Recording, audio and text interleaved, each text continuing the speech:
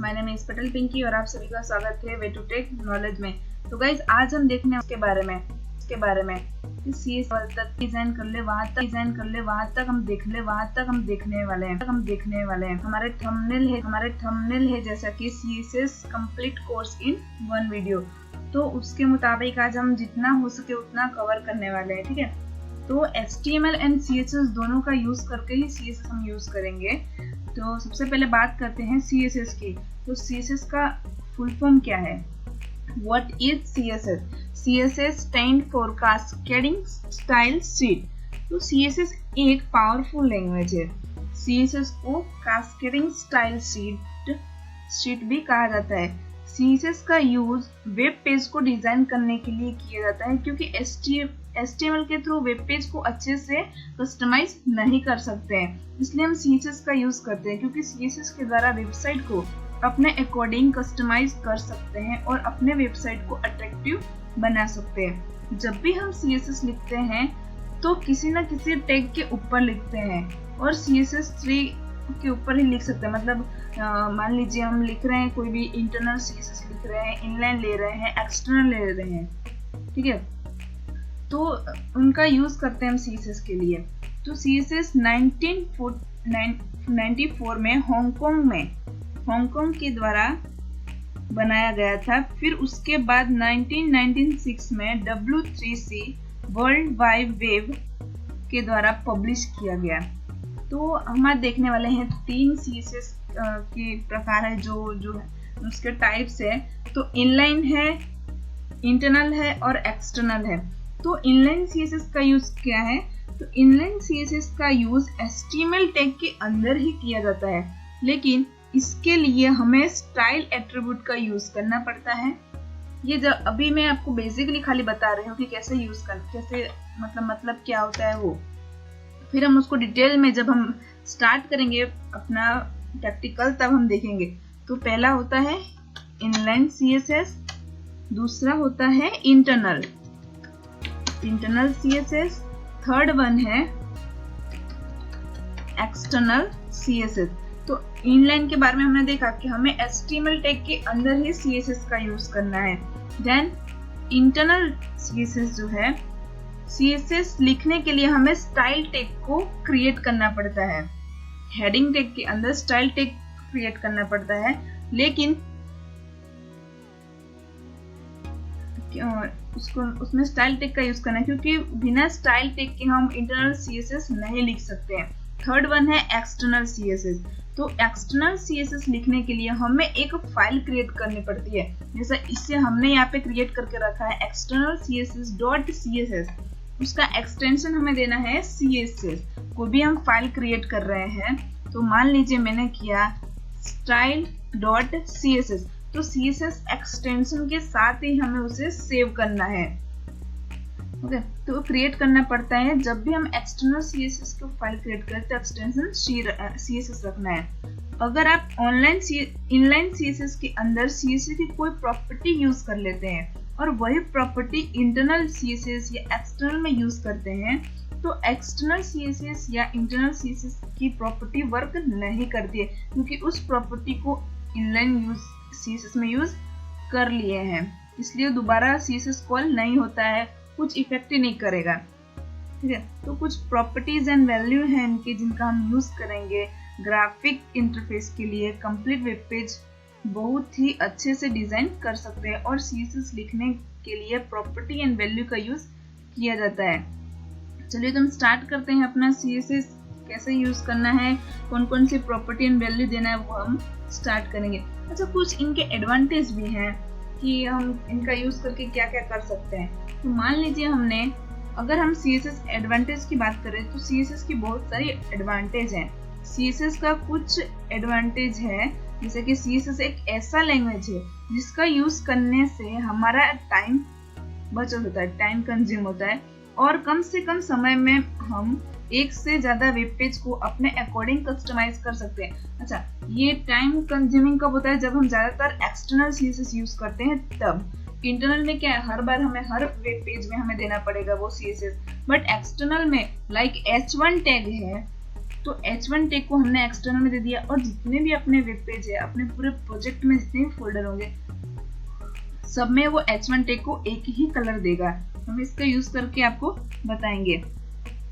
हम CSS की library बना सकते हैं और जब चाहें उससे किसी वेब पेज पर अप्लाई कर सकते हैं और जरूरत पड़ने पर कस्टमाइज भी कर सकते हैं। CSS के द्वारा वेब पेज को कस्टमाइज करना बहुत ही इजी हो जाता है क्योंकि CSS एक इजी लैंग्वेज है। ठीक है, तो चलिए स्टार्ट करते हैं हम।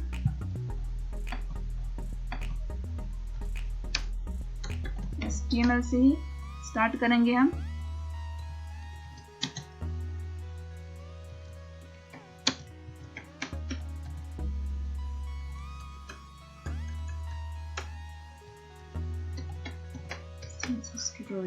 अच्छा, ये टाइटल के बारे में है कि HTML कैसे वर्क करता है, ये हमने देखा था। अगर आपको नहीं पता तो आई बटन पे क्लिक करें और वहां पे HTML की वीडियो मैंने यहाँ पे रखी है, तो आप उसे पहले जाके देख सकते हैं। ये देखिए, जो मैंने टाइटल में लिखा वो यहाँ पे ब्राउजर में टाइटल में शो हो रहा है, ब्राउजर के टाइटल में शो होता है। और हम यहाँ पे एक मान लीजिए H1 टैग ले लेते हैं फिलहाल के लिए और यहाँ पे लिख दे रहे हैं please like comment and subscribe to my channel. ठीक है, सेव करते हैं हम इसे, यहाँ पे रिफ्रेश करते हैं। ये देखिए, अच्छा तो ये था खाली H1 टैग का ही। अब हमें इसमें क्या देखना है कि हमें इसमें बैकग्राउंड सेट करना है, तो हम बॉडी में भी बैकग्राउंड सेट कर सकते हैं। तो बॉडी में हम डायरेक्ट बैकग्राउंड सेट करेंगे। मान लीजिए मैंने रेड रखा,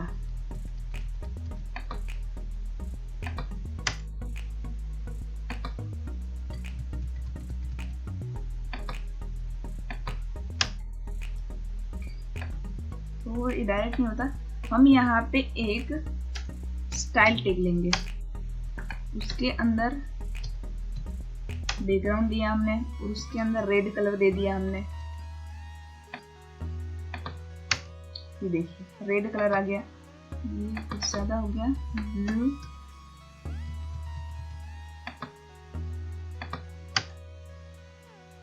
तो इस तरीके से हम इसमें कलर दे सकते हैं। और इसके अंदर भी हम स्टाइल टैग ले लेते हैं और इसमें कलर रखेंगे हम, कलर दे देते हैं वाइट।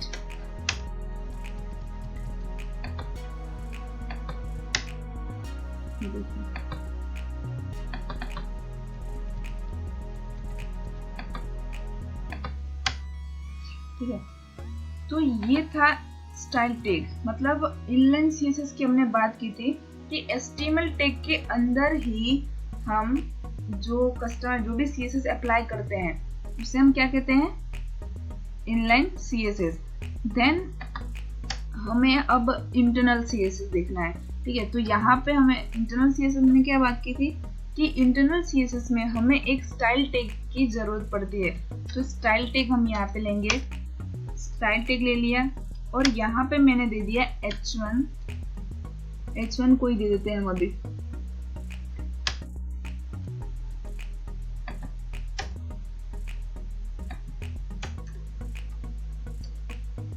H1 ले लिया हमने यहाँ पे। देन उसको हम देते हैं बैकग्राउंड में, H1 के बैकग्राउंड में या फिर H1 में कलर दे देते हैं। कलर दे दिया हमने वाइट और यहाँ से हम इसे रिमूव कर देंगे। तो देखिए एज इट इज वर्क कर रहा है। मान लीजिए हमने यहाँ पे इससे दे दिया ब्लैक, तो भी ये वर्क करेगा। ये देखिए ये व्हाइट दे दिया। अब हमें इसका अलाइनमेंट सेट करना है, अलाइन रखना है हमें सेंटर, टेक्स्ट अलाइन रखना है हमें सेंटर, इसे सेंटर में लाना है। तो वो भी हम ला सकते हैं यहाँ से। ठीक है, अब जो चाहे वो इस टैग में दे सकते हैं। और अब इसके बाद अब मैं जितने भी H1 टैग का यूज करूंगी सब में वो एक ही तरह से वर्क करेगा। मान लीजिए मैंने लिखा हेलो वर्ड,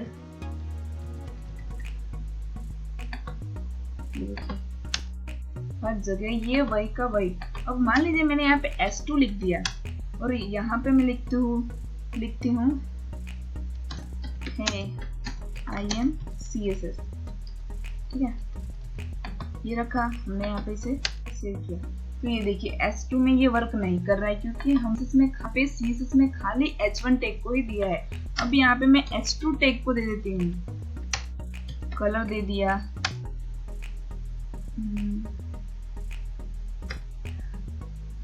कौन सा कलर है देख लेते, एक बार,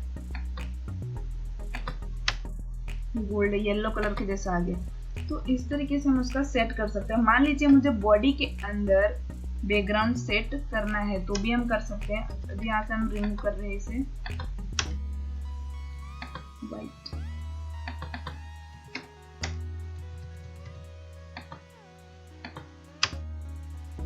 तो देखिए इस तरीके से यहाँ पे हम रख देंगे रेड।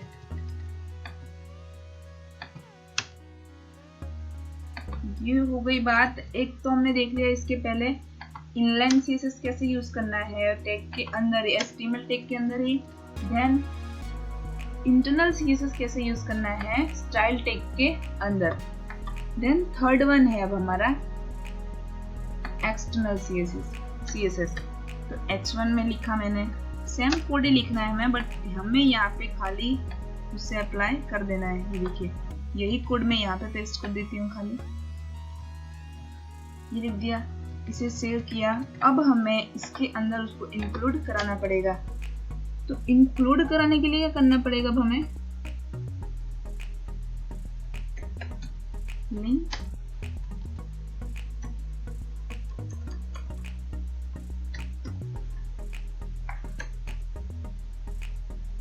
हमने अब एक्सटर्नल यूज किया है तो हमें उसे लिंक भी तो कराना पड़ेगा। तो हमें उसे लिंक कराना पड़ेगा अभी फिलहाल के लिए। तो कैसे इसका यूज हमें करना है, ठीक है।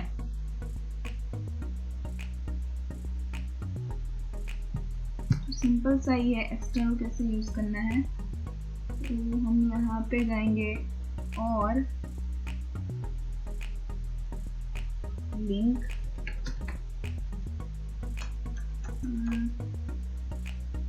लिख देते हैं हम यहाँ पे लिंक। तो सॉरी हम यहाँ पे स्टाइल टैग के अंदर लिख रहे इसलिए वो नहीं आ रहा था। अच्छा लिंक ये आ गया। अब हमें उसके फाइल पाथ दे देना है, खाली जो भी हमारा फाइल है उसका पाथ हमें देना है। तो मान लीजिए मैंने रखा है एक्सटर्नल css ये रहा exter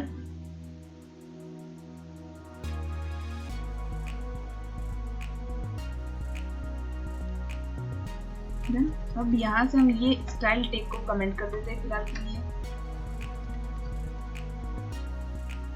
मेरा इसे हमने कमेंट कर दिया और यहाँ पे सेव कर दे रहे हैं। तो अगर ये कॉल नहीं करेगा तो यहाँ पे कोई भी इफेक्ट नहीं होने वाला, बट ये वर्क कर रहा है। अब हम यहाँ पे कलर चेंज करके एक बार देख लेते हैं कि ये वर्क कर रहा है या नहीं।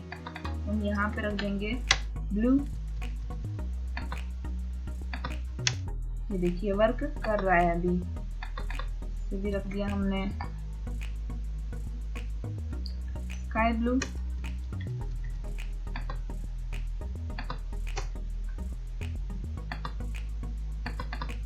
रेड,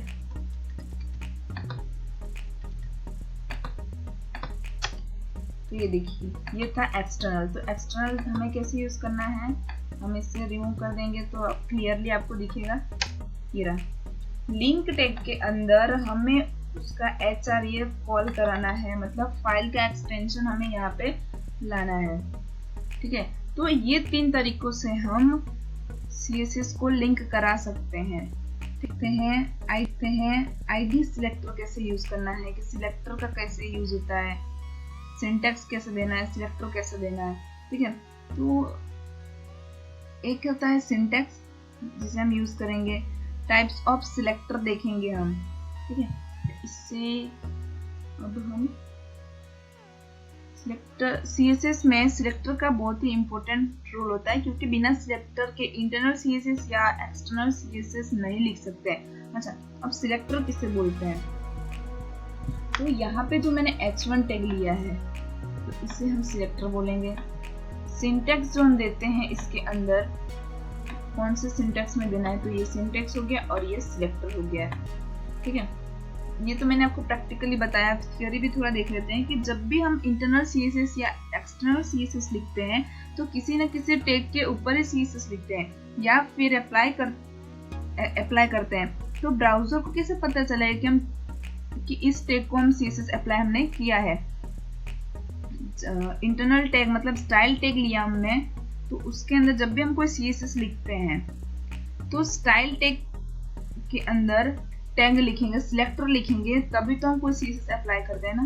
डायरेक्ट मैंने CSS लिख दिया कि इसका ये कलर, भी मान लीजिए मुझे बॉडी में ये कलर देना है, बॉडी का कलर मुझे रखना है, बॉडी के अंदर मुझे एक बैकग्राउंड देना है, तो बॉडी क्या हुआ हमारा? सिलेक्टर। ये बॉडी हो गया हमारा सिलेक्टर। अब उसके अंदर मुझे सिंटैक्स लिखने हैं, तो मतलब मुझे बैकग्राउंड रखना है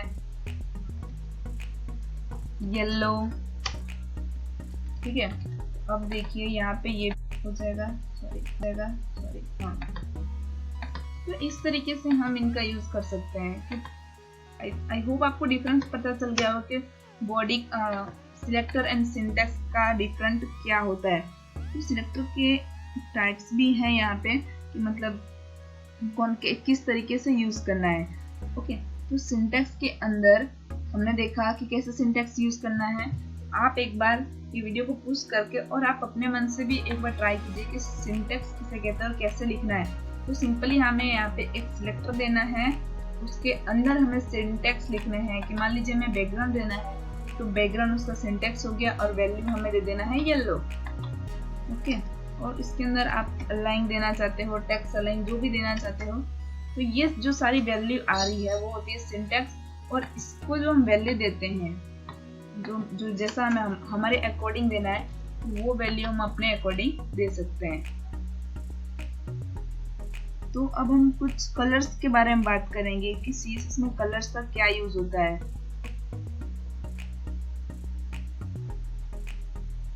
तो कॉमन ही CSS हैं जो हम इसके लिए यूज करने वाले। तो आपने देखा कि कलर्स का यूज किया है, तो यहाँ पे हमारा वो भी कवर हो गया टॉपिक। CSS में जो कलर की वैल्यू है, आप नाम भी दे सकते हैं, वैल्यू भी दे सकते हैं। तो मान लीजिए मुझे ये येलो नहीं रखना है, CSS में आप कलर दे सकते हैं, ये कलर का नाम हो गया।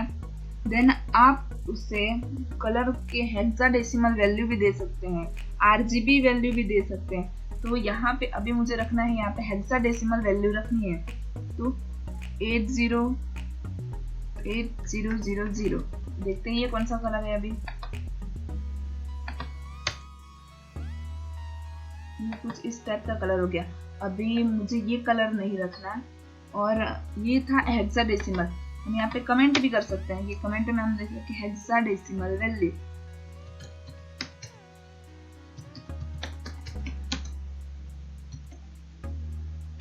कलर वैल्यू, ठीक है।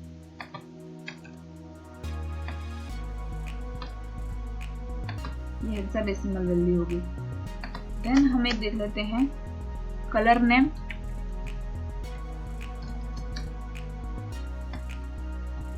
उसके नेम के अकॉर्डिंग भी हम इसे ले सकते हैं। बैकग्राउंड दे दिया हमने, और यहाँ पे बैकग्राउंड हमने रखा येलो, तो ये भी वर्क करेगा।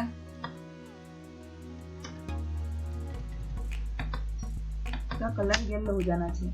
देन ये बाय नेम हो गया, इसे भी हम कमेंट कर देते हैं। थर्ड वन हमारा जो है RGB वैल्यू लेके देखना है हमें, RGB कलर वैल्यू।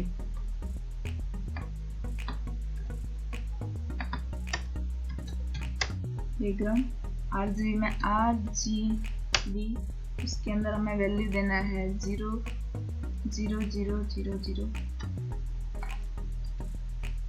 इसकी वैल्यू मुझे खाली चेंज करनी है 255। अब देखते हैं ये कौन सा कलर है और क्या इफेक्ट करता है। तो ये ब्लू कलर का RGB वैल्यू है। तो इन तीनों तरीकों से हम इनका यूज कर सकते हैं, ठीक है। और अगर आपको इन सब के बारे में नहीं पता, आप गूगल पे इजीली सर्च कर सकते हो कि ये कलर, मान लीजिए गूगल पे सर्च करना है ब्लू कलर का कलर कोड क्या है, सिंपली आप सर्च कीजिए, आपको मिल जाएगा। उसका RGB वैल्यू करना है तो भी आपको मिल जाएगा, ठीक है। फिलहाल के लिए हम इसको कट कर देते हैं, RGB वैल्यू को भी कट कर देते हैं, और हमें रखना है अभी ये येलो कलर रखना है। कमेंट आउट कर दिया, तो क्या ये हमारा वैल्यू येलो, ठीक है। और अगर आपको ये नहीं आता, आप कलर पिकर का भी यूज कर सकते हो, तो उसमें भी आप कुछ भी लिख सकते हैं। मतलब मान लीजिए हम लिखते हैं यहाँ पे I am CSS, I love CSS, कुछ भी जो लिखना है वो आप लिख सकते हो। और आप कलर कोड चाहिए तो आप गूगल से भी सर्च कर सकते हो, या फिर अगर आपको आता है तो वेल डन, आपको कहीं गूगल पे जाने की जरूरत नहीं है, ठीक है। अब हम देखते हैं कि बैकग्राउंड कलर कैसे सेट करना है, तो कौन कौन से तरीकों से हम कर सकते हैं, ठीक है। तो जो प्रॉपर्टीज है बैकग्राउंड की, तो आप बैकग्राउंड कलर भी यूज कर सकते हैं, बैकग्राउंड इमेज भी यूज कर सकते हैं, बैकग्राउंड रिपीट कर सकते हैं, नहीं करना है तो भी कोई बात नहीं, अटैचमेंट जो भी करना है, पोजीशन सेट करना है तो भी आप कर सकते हैं। तो सबसे पहले हम बात करेंगे बैकग्राउंड कलर की, ठीक है। तो अभी हम एक्सटर्नल CSS में जो भी हम वर्क करेंगे, एक्सटर्नल में वर्क करेंगे। CSS अगर हमें कहीं जरूरत पड़ेगी तो हम इंटरनल भी यूज कर सकते हैं, ठीक है। तो अभी फिलहाल के लिए हम यहाँ पे यूज करेंगे, यहाँ पे हम एक दे देते हैं, P टैग दे देते हैं, और उसके अंदर फ्लोरियन का एक पैराग्राफ दे देते हैं, ताकि थोड़ा कंटेंट ज्यादा हो जाए इसके लिए। इसके अंदर हम इनलाइन CSS यूज कर लेते हैं। साइज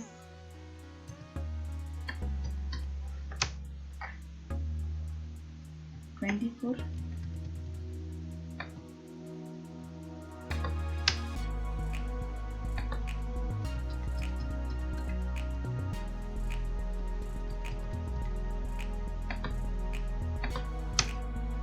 यहाँ से हम इसकी साइज थोड़ी इंक्रीज कर देते ताकि आपको अच्छी तरह से ये दिख सके। अब हम इसमें बैकग्राउंड कलर देखेंगे किन किन चीजों से कैसे कैसे हम रख सकते हैं। तो बैकग्राउंड कलर तो हमने देखा कि हमें कौन कौन से तरीकों से रखना है, आप कुछ भी रख सकते हैं। यहाँ पे मैंने रखा बैकग्राउंड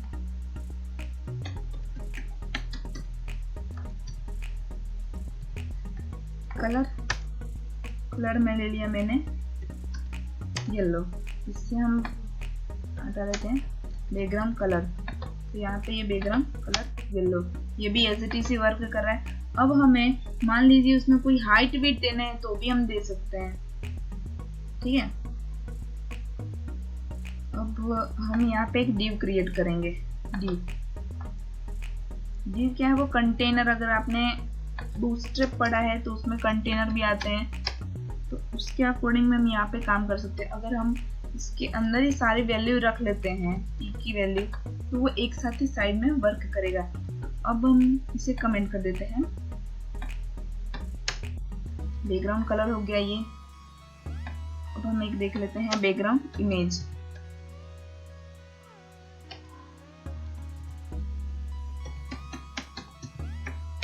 बैकग्राउंड इमेज देख लेते हैं। तो हमें बैकग्राउंड इमेज के लिए हमें उसका URL भी लिखना पड़ेगा। तो URL हम दे देते हैं सिंपल सा, और उससे हम दे देंगे, हमारे पास अगर कोई इमेज है तो हम देख लेते हैं, फोल्डर में जाके देख लेते हैं कौन सा है कौन सा नहीं, फिर हमें पता चल जाएगा इजीली। .png देखते हैं ये कॉल करता है या नहीं। ओके, यहाँ पे मेरे पास एक इमेज थी हमारे फोल्डर के अंदर जो भी क्रिएट किया है, यहाँ पे क्रिएट किया है, उसके अंदर हमारे पास एक इमेज होना चाहिए था। तो कॉल करेगा, तो ये रहा फाइल है, png फाइल है, तो ये कर रहा है, कॉल कर रहा है, ठीक है। Banner .png। अगर आपने कोई फोल्डर क्रिएट करके रखा है तो भी आप कर सकते हैं। ये देखिए यहाँ पे ये इमेज कॉल कर रहा है। ओके, अगर अब हमें ये इमेज वैल्यू को रिपीट कराना है तो भी हम करा सकते हैं। ये देखिए इमेज रखा हमने और बैकग्राउंड रिपीट में हमने रख दिया रिपीट एक्स। इनकी वैल्यूज हैं जो हमें देना है वो हम दे सकते हैं। Repeat X as it is रह गई।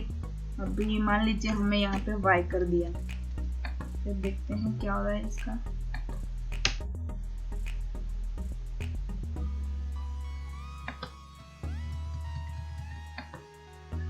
ये बैकग्राउंड की है चीज, बैकग्राउंड की प्रॉपर्टीज है अलग अलग कि आप उनमें इन सारी चीजों का यूज कर सकते हैं। कैसे आपको करना है कैसे नहीं वो आपकी मर्जी है। देन हमें रिपीट करना है नहीं रिपीट करना है। देखिए अगर छोटा सा इमेज होगा तो वो जल्दी बहुत सारी बार रिपीट करेगा, बट ये हमारे इमेज की जो लेंथ है वो बहुत बड़ी है इसलिए वो रिपीट नहीं करेगा। नो रिपीट जो है वो डिफॉल्ट ही है, ठीक है। देन है पोजीशन सेट करना है, कैसे करना है कैसे नहीं वो हम पे डिपेंड है।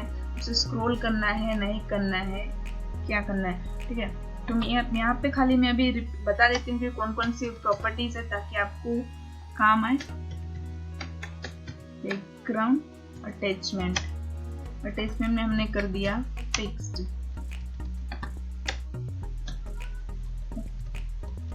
ये पूरे बॉडी में वर्क नहीं कर रहा है तो हम यहाँ पे एक div ले लेते हैं। div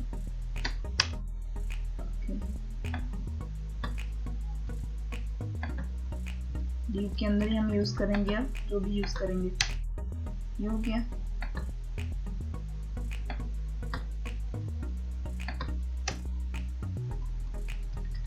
ओके, तो यहाँ पे हम एक div दे देंगे उसका। ये देखिए तो ये इमेज अब यहाँ पे कॉल कर रहा है। हमने यहाँ पे दिया था div की हाइट एंड विड्थ भी हम यहाँ पे सेट कर सकते हैं। हम यहाँ पे इसकी हाइट एंड विड्थ भी सेट कर लेते हैं। हमें इसको कैसे रखना है कैसे नहीं वो हम पे डिपेंड है ना।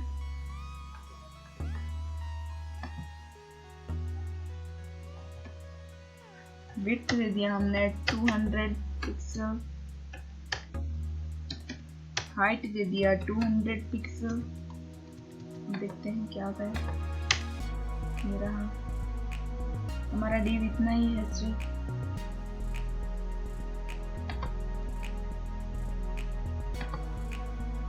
विड्थ थोड़ी ज्यादा देते हैं 400।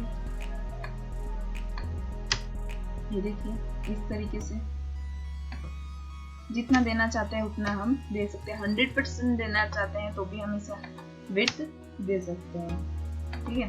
तो हमारी इमेज जो है वो बड़ी है इसलिए वो अपना इमेज की जो साइज है कलर है वो अलग अलग हो रहा है। अच्छा हम यहाँ पे एक बार कलर भी देख लेते हैं। ये देखिए सॉरी कलर रेड, तो इसे हम कमेंट कर देते हैं। जो नीचे के बाकी के सारे जितने हैं उन्हें हम कमेंट कर देते हैं।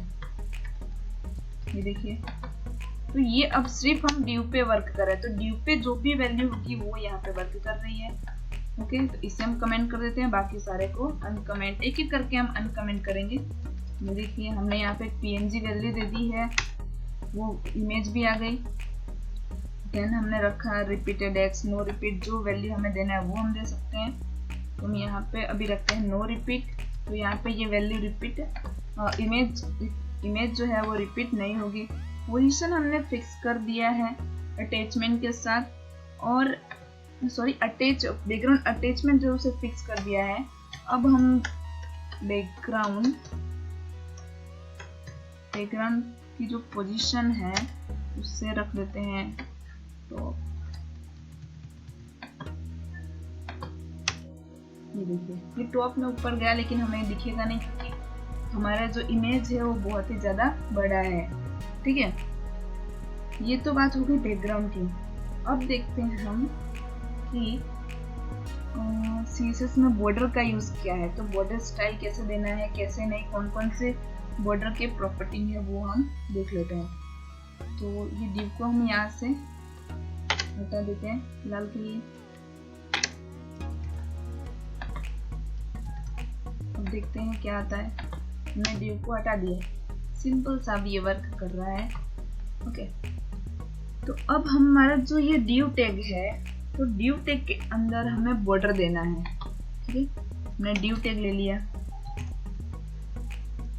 ठीक है, div टैग के अंदर हमने लिखा बॉर्डर स्टाइल। बॉर्डर स्टाइल हमने दे दिया, डॉटेड दिया है अभी। ये देखिए हमारा बॉर्डर स्टाइल डॉटेड आ गया।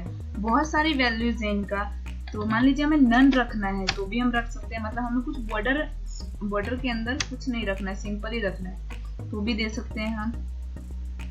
डॉटेड हमने देखा तो डॉटेड के अंदर डॉट डॉट आ जाता है पूरे कंटेनर में। ठीक है, अब हम दे देते हैं यहाँ पे डैश दे देते हैं, डैश वाला। ये देखिए डैश हो गया। यहाँ पे दे देते हैं हम सॉलिड दे देते हैं, तो सॉलिड भी आ जाना चाहिए यहाँ पे। ये देखिए ये काफी अच्छा लग रहा है। डबल देना चाहते तो भी आप दे सकते हो, आपके अकॉर्डिंग, आपको जैसा पसंद है आप वैसा कर सकते हो। यहाँ पे मान लीजिए हमने एक इमेज लिया है, इमेज को हमें बॉर्डर देना है तो भी हम दे सकते हैं यहाँ पे।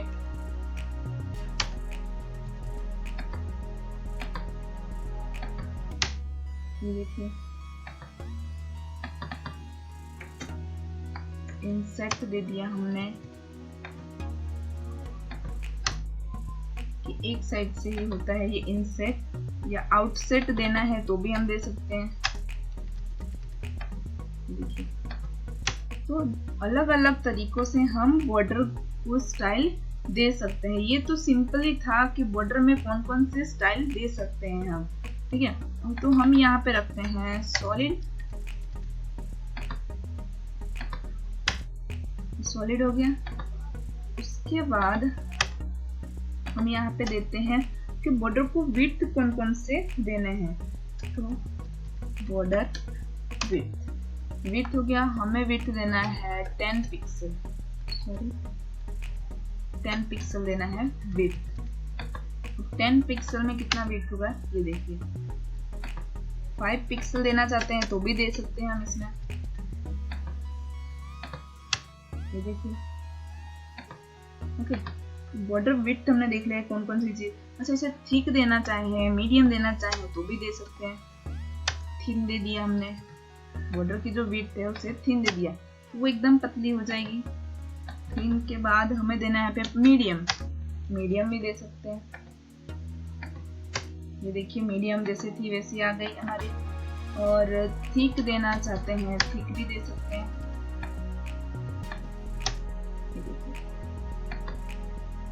अगर और हमें लेंथ देना है तो भी हम दे सकते हैं, मतलब 10 पिक्सल देना है, 20 पिक्सल देना है वो भी हम दे सकते हैं। ठीक रखते हैं फिलहाल के लिए।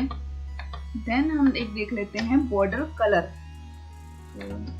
बॉर्डर कलर, तो कलर के अंदर जो भी वैल्यू है हमारे पास वो हम दे सकते हैं। तो मान लीजिए हम रेड लेते हैं, तो बॉर्डर कलर हमें क्या रखना है, रेड। तो ये रहा बॉर्डर कलर।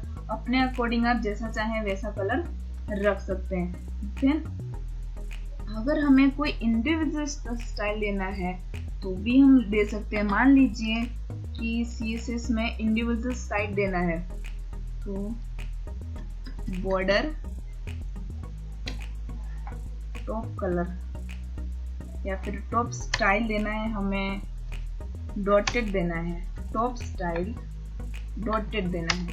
तो ये दे दीजिए, टॉप का स्टाइल जो है वो अलग आ गया। उसके बाद हमें मान लीजिए बॉर्डर टॉप कलर देना है अलग ही कुछ, मान लीजिए ग्रीन,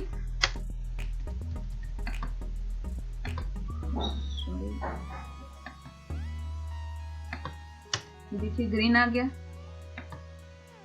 ठीक है। और हमें इसके बाद जो भी हमें सेट करना है वो हम सेट कर सकते हैं, खाली टॉप का ही नहीं, बॉर्डर लेफ्ट दे देते हैं, लेफ्ट विड्थ दे देते हैं हम यहाँ पे ज्यादा ही कुछ, मान लीजिए विड्थ में हमारी जो प्रॉपर्टी थी वो हम दे सकते हैं, मान लीजिए मैंने यहाँ पे मीडियम दे दिया विड्थ में, लेफ्ट में विड्थ की, ये रहा। तो ये देखिए इसने अपना काम दिखा दिया। तो जिस तरीके से हम करना चाहते हैं अपने मुताबिक हम बॉर्डर को कलर, साइज, स्टाइल, टॉप में, बॉटम में, लेफ्ट में जैसा चाहे वैसा दे सकते हैं, ठीक है। और सिंपली अगर हमें खाली बैकग्राउंड रखना है, बैकग्राउंड रखना है तो भी सिंपली हम बैकग्राउंड भी यहाँ पे यूज कर सकते हैं। परफेक्ट, ये रहा। तो इस तरीके से हम बॉर्डर प्रॉपर्टी का यूज कर सकते हैं और जो चाहे अपने मुताबिक, अपने अकॉर्डिंग हम अपने वेब पेज को डिजाइन कर सकते हैं, ठीक है। तो ये हमने देख लिया बॉर्डर के बारे में, इसे हम कट करते हैं। अब हम देखते हैं CSS मार्जिन के बारे में कि हमें मार्जिन कैसे देना है, तो उसकी वैल्यूज भी हमें ध्यान में रखना है और कैसे कैसे देना है मार्जिन वो भी हम देख लेते हैं। तो मार्जिन टॉप है, मार्जिन राइट दे सकते हैं, मार्जिन बॉटम दे सकते हैं, ठीक है। तो ये देखिए हमने यहाँ पे ये बॉर्डर तो ले लिया, अभी यहाँ पे कुछ नहीं होना चाहिए क्योंकि मैंने कुछ रखा ही नहीं है, यहाँ पे सिंपल सा आ रहा है। अब हम देखते हैं मार्जिन के बारे में कि मार्जिन को कैसे देना है, टॉप कैसे देना है, मार्जिन राइट कैसे देना है। मार्जिन टॉप दिया हमने 30 पिक्सल, तो मार्जिन टॉप से 30 पिक्सल हो जाना चाहिए। ये देखिए 30 पिक्सल, बस इतना ही हुआ। मान लीजिए हम यहाँ पे इसकी वैल्यू इंक्रीज करके बताऊंगी तो इसमें ज्यादा शायद डिफरेंट आएगा। अच्छा, सिर्फ पिक्सल में नहीं, आप परसेंटेज में भी कर सकते हैं, ठीक है। मार्जिन टॉप दे दिया 30, मार्जिन लेफ्ट दे देते हैं हम 90 पिक्सल, ये रहा मार्जिन लेफ्ट से हो गया 90 पिक्सल। अब हम देना चाहते हैं उसमें बैकग्राउंड कलर देना चाहते हैं लाइट ब्लू, ये देखिए ये आ गया। और इससे हम बॉर्डर भी देना चाहते हैं, तो जितना हमने किया था अभी तक ये सारा का सारा रिपीट हो गया है। तो 1 पिक्सल की हमें रखना है, सॉलिड रखना है उससे हमें, और उसका कलर देना है रेड। तो हम एक साथ भी दे सकते हैं, इसे बोलते हैं शॉर्टहैंड प्रॉपर्टी। तो देखिए अब हम इसे मार्जिन राइट भी दे देते हैं ताकि वो अच्छा लगे, 19 पिक्सल, ये देखिए इस तरीके से हम दे सकते हैं। ये था मार्जिन। शॉर्टहैंड प्रॉपर्टीज क्या होता है, मतलब एक ही प्रॉपर्टीज में अलग अलग। अब मान लीजिए मैंने मार्जिन के शॉर्टहैंड प्रॉपर्टी दिया तो एक में ही सारे के सारे यूज करें, मतलब यहाँ से टॉप, लेफ्ट, राइट, बॉटम वो अपने मुताबिक ही ले लेगा, ठीक है। देखिए यहाँ पे हमने ये टॉप में ये रखा, इतना रखा। अब हम एक देख लेते हैं खाली मार्जिन। मार्जिन ले लिया हमने 40 pixel, 20 pixel, 40 pixel and 20 pixel, ये दे दिया हमने। टॉप, बॉटम, राइट, लेफ्ट, ये रहा उसने ले लिया। वैल्यू इंक्रीज करके भी देख सकते हैं हम, यहाँ पे 40 दे दिया, इसकी वैल्यू भी 40, देखिए तो हमने यहाँ पे मार्जिन दे दिया 40 का, तो ये हमें डिफरेंट यहाँ पे देखने को मिल गया, ठीक है। तो ये था मार्जिन कि हम कैसे अलग अलग मार्जिन का यूज करके अपने according left, right, bottom set कर सकते हैं। तो मार्जिन देख लिया, तो अब हमें पैडिंग बाकी रहा, तो इसे हम रिमूव कर देते हैं क्योंकि हमें इसका भी कुछ काम नहीं है, हम यहाँ पे पैडिंग देखने वाले हैं। तो पैडिंग में भी इंडिविजुअल स्लाइड भी दे सकते हैं, मतलब दिया हमने पैडिंग टॉप देख लिया, पैडिंग राइट देख लिया, पैडिंग बॉटम, पैडिंग लेफ्ट। तो इन सारों का यूज 1 बाय 1 हम करके देखते हैं। 30 पिक्सल दिया हमने पैडिंग, उसी डिव के अंदर हम वर्क कर रहे हैं। ये देखिए सिंपल सा हमने इसे पैडिंग दे दिया, तो ये 30 पिक्सल आ रहा है टॉप से, सॉरी 30 पिक्सल यहाँ से ये पैडिंग इसने ले लिया है। अब हम यहाँ पे पैडिंग देते हैं राइट से देते हैं, राइट से दे दिया हमने 50 पिक्सल दे दिया। तो ये राइट से वर्क करना चाहिए। अभी ये देखिए राइट से इसने पैडिंग ले लिया है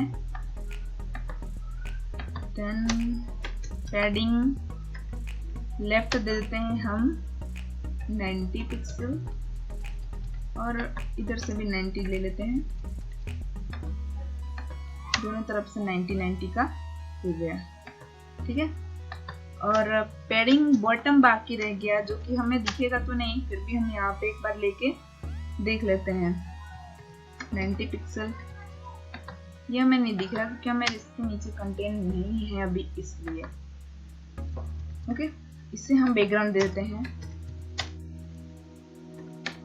लाइट ब्लू दे दिया हमने बैकग्राउंड, और इसका बॉर्डर हम दे देते हैं, सॉरी बॉर्डर हम देते हैं 1 पिक्सल, सॉलिड दे दिया हमने, और इसे रेड दे दिया। रेड हमारा फेवरेट कलर है, इससे हम बार बार वही का वही कलर दे रहे हैं। तो पैडिंग अब आपको नजर आएगा क्योंकि कंटेनर के अंदर से पैडिंग आ रहा है। तो ये हो गया 90 पिक्सल का। अब हम जितना कम करेंगे तो वो हमें इसका इधर असर दिखेगा। ये देखिए 70 दे दिया, सारे ईयर से मैंने, ये देखिए अब यहाँ पे हमें पैडिंग नजर आ गया। तो इस तरीके से हम पैडिंग का यूज कर सकते हैं। ओके, अब पैडिंग का शॉर्ट हैंड प्रॉपर्टीज हमें देखना है। तो ये तो सारी अलग अलग प्रॉपर्टीज थी।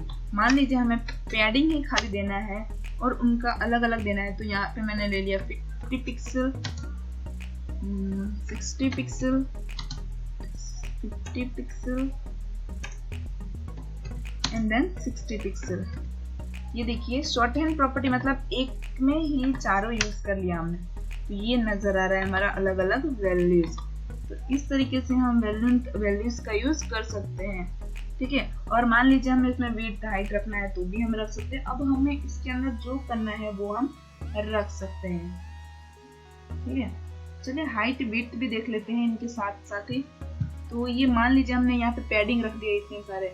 तो पैडिंग में पैडिंग के अंदर हमने देखा कि सब में परसेंटेज सब में ही रख सकते हैं। और हाइट विड्थ की बात करें, हाइट एंड विड्थ की, तो उसमें कौन कौन सी वैल्यूज, कौन कौन से सिंटैक्स यूज होते हैं वो भी हम देख लेते हैं। ठीक है, तो हमने यहाँ पे अभी तक जो यूज किया है सिलेक्टर का ही यूज किया। ठीक है, अब मान लो जब मुझे पर्टिकुलर इसका यूज करना है तो हम इनका भी यूज कर सकते हैं कि मेरे को पी टैग पे खाली यूज करना है या फिर ड्यू टैग पे ही हम अभी वर्क करें तो ज्यादा अच्छी तरह से ये सारा कवर हो जाएगा। ठीक है, चलिए हम बाद में देख लेंगे सिलेक्टर के बारे में। तो विड्थ हमने यहाँ पे देना है, चलिए विड्थ देख लेते हैं 200 पिक्सल। ये देखिए खाली विड्थ दिया तो ये 200 पिक्सल का हो गया है। अब मान लीजिए हमें यहाँ पे इसकी वैल्यू पिक्सल में नहीं रखना है, पिक्सल की जगह हमने रखा 5 EM रखा खाली। तो अब देखते हैं इसकी साइज में इंक्रीज। ये देखिए 5 EM का इतने हो गई। और इसे हम परसेंटेज में भी रख सकते हैं, 75% हम रख लेते हैं इसमें। ये देखिए 75%, 25% हमने बाकी रख दिए। और मान लीजिए ऑटो रख देते हैं। ऑटो में क्या होगा, डिफॉल्ट आता है वैसे का वैसे ही आ जाएगा, पूरी विड्थ लेके आ जाएगा। तो ये था विड्थ के बारे में कि कौन कौन से विड्थ में हम ले सकते हैं। ठीक है, अब हम देखते हैं हाइट के बारे में। यहाँ पे हम 50% ले लेते हैं विड्थ, और यहाँ पे हम हाइट देख लेते हैं। अब हाइट में भी हमने 50% यूज कर लिया मान लीजिए। ये देखिए 50% में आ गया।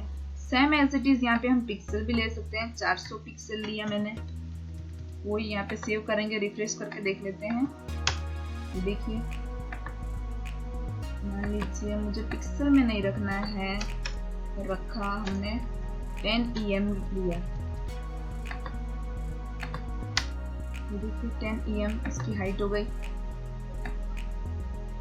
या फिर ऑटो रखना है तो ऑटो भी हम रख सकते हैं। तो डिफॉल्ट इसको जैसा आना है वैसा वो आ जाएगा। ठीक है, तो ये थी हाइट एंड विड्थ के हम कैसे ले सकते हैं, मिनिमम हाइट, मैक्सिमम हाइट भी है इसमें।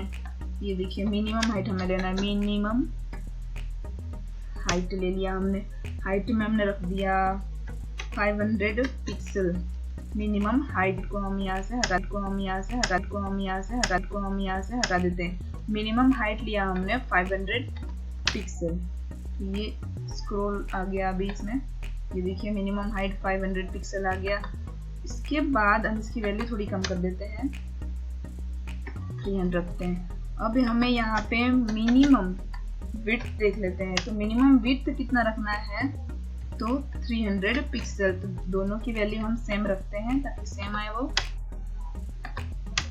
सॉरी सेव नहीं हुआ होगा,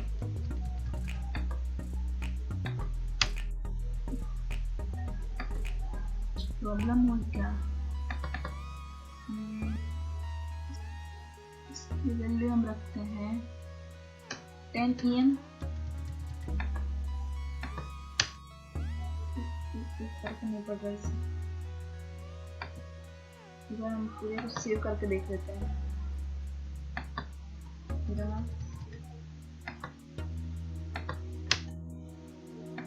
ये वर्क नहीं कर रहा है मेरे ब्राउज़र पे, पता नहीं। मिनिमम हाइट 50 नहीं, तो हम कुछ नहीं देते हैं, हम सब हटा देते हैं। ये हाइट एंड विड्थ तो अपने मुताबिक जैसा आना है वैसा आएगा अभी। ओके, अब हम इसमें मिनिमम हाइट देते हैं। मिनिमम हाइट दे दिया हमने 50% दे दिया। वर्क नहीं कर रहा है हम पे, शायद आपके ब्राउजर पे करे तो अच्छा है। ये सारे ब्राउजर में सपोर्ट नहीं कर रहा है, ठीक है। तो यहाँ पे हमने विड्थ एंड हाइट देख लिया अभी तक। अब हम देखेंगे CSS बॉक्स मॉडल के बारे में, कि बॉक्स मॉडल क्या होता है वो अब हम देखेंगे। तो सिंपल सा हम पैडिंग रहने देते हैं, यहाँ पे बॉर्डर भी रहने देते हैं। यहाँ से हाइट हटा देते हैं हम, यहाँ पे मार्जिन दे देते हैं हम यहाँ पे 40 पिक्सल, ठीक है। इसे सेव करते हैं, रिफ्रेश करके देखते हैं अभी क्या आ रहा है इसमें। सिंपल सा मार्जिन इसने दे दिया है अपने पूरे डिव को, ठीक है। तो अब हम इसमें हाइट एंड विड्थ देखेंगे कि चलो बॉक्स मॉडल हम एक तैयार कर रहे हैं बेसिकली। तो उसमें कंटेन आता है, पैडिंग आता है। कोई भी एक बॉक्स तैयार करने के लिए कंटेन हमें एक तो जरूरत है, जो हमने यहाँ पे कंटेन लिख के रखा है, ठीक है। उसके बाद पैडिंग देना होता है, बॉर्डर एंड मार्जिन। तो उससे हम पूरा एक बॉक्स मॉडल तैयार कर लेते हैं। CSS में ये अलग से आपको कहीं एग्जाम में भी पूछ लेंगे कि CSS बॉक्स मॉडल तैयार करिए, तो कुछ नहीं करना है, आपको एक डिव ले लेना है। डिव के अंदर उसमें आपको CSS अप्लाई करना है। तो पैडिंग ले सकते हो आप, बॉर्डर ले सकते हो, मार्जिन ले लिया हमने, और अगर हमें बैकग्राउंड कलर या इमेज रखना है तो भी रख सकते हैं, अदरवाइज नहीं रखेंगे फिर भी कोई इश्यू नहीं शो करेगा। अच्छा चलिए, इसके बाद मुझे अब हाइट एंड विड्थ रखना है तो भी हम यहाँ पे रख सकते हैं। तो हाइट मैंने ले लिया 200 पिक्सल, विड्थ भी ले लेते हैं, विड्थ ले लिया, ये भी 200 पिक्सल लेते हैं हम।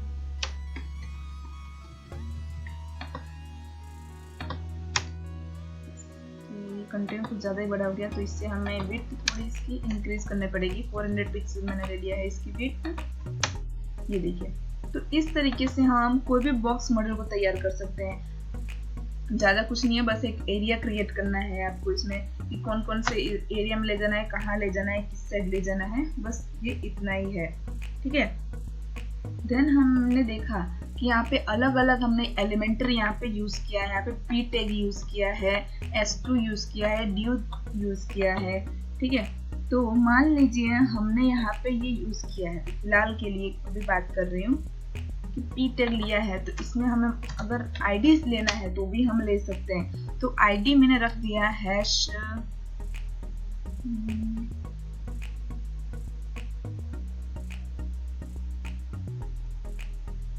आईडी मैंने खाली है यहाँ पे P1, चलिए P1 ले लिया, ठीक है। तो अब हम इस आईडी का क्या करें, कैसे इसका यूज करें। तो सिंपली हमें यहाँ पे जाना है, पर्टिकुलर हैश P1 ले लिया हमने, और ये P1 का टेक्स्ट अलाइन हमें देना है सेंटर देते हैं, ठीक है। P1 मतलब हमारा ये है, इसकी वैल्यू। अब यहाँ पे बहुत सारे P टैग लिए हैं हमने, हम लेके भी देखेंगे। फिलहाल के लिए एक लिया है मैंने P टैग, उसके अंदर मैंने उसकी आईडी दे दी, आईडी में ये सेंटर हो गया। अभी मैं यहाँ पे इसकी वैल्यू राइट कर देती हूँ, तो राइट साइड में जाना चाहिए अभी के लिए। ये देखिए, तो इस तरीके से हम P टैग की वैल्यू दे सकते हैं। अभी यहाँ पे एक और P टैग ले लेती हूँ मैं। P टैग ले लिया, लिखा वे टू टैग,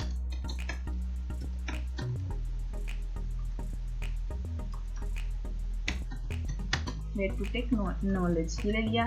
तो यहाँ पे मैंने एक और आईडी दे दी, यहाँ पे P2 रख दिया मैंने। ठीक है, अब P2 अभी सिंपली हम यहाँ पे देखते हैं, अभी कोई वर्क नहीं कर रहा है क्योंकि हमने इसमें C से अप्लाई नहीं किया है।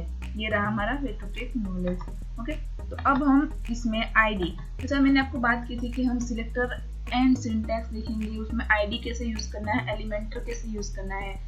ठीक है, तो यहाँ पे हम यहाँ पे आईडी लेके भी कर सकते हैं। तो हैश P2 ले लिया मैंने, और उस P2 का कलर जो है बोल्ड करना है या फिर जैसा रखना है वैसे कलर ले लिया मैंने। मुझे रेड कलर रखना है।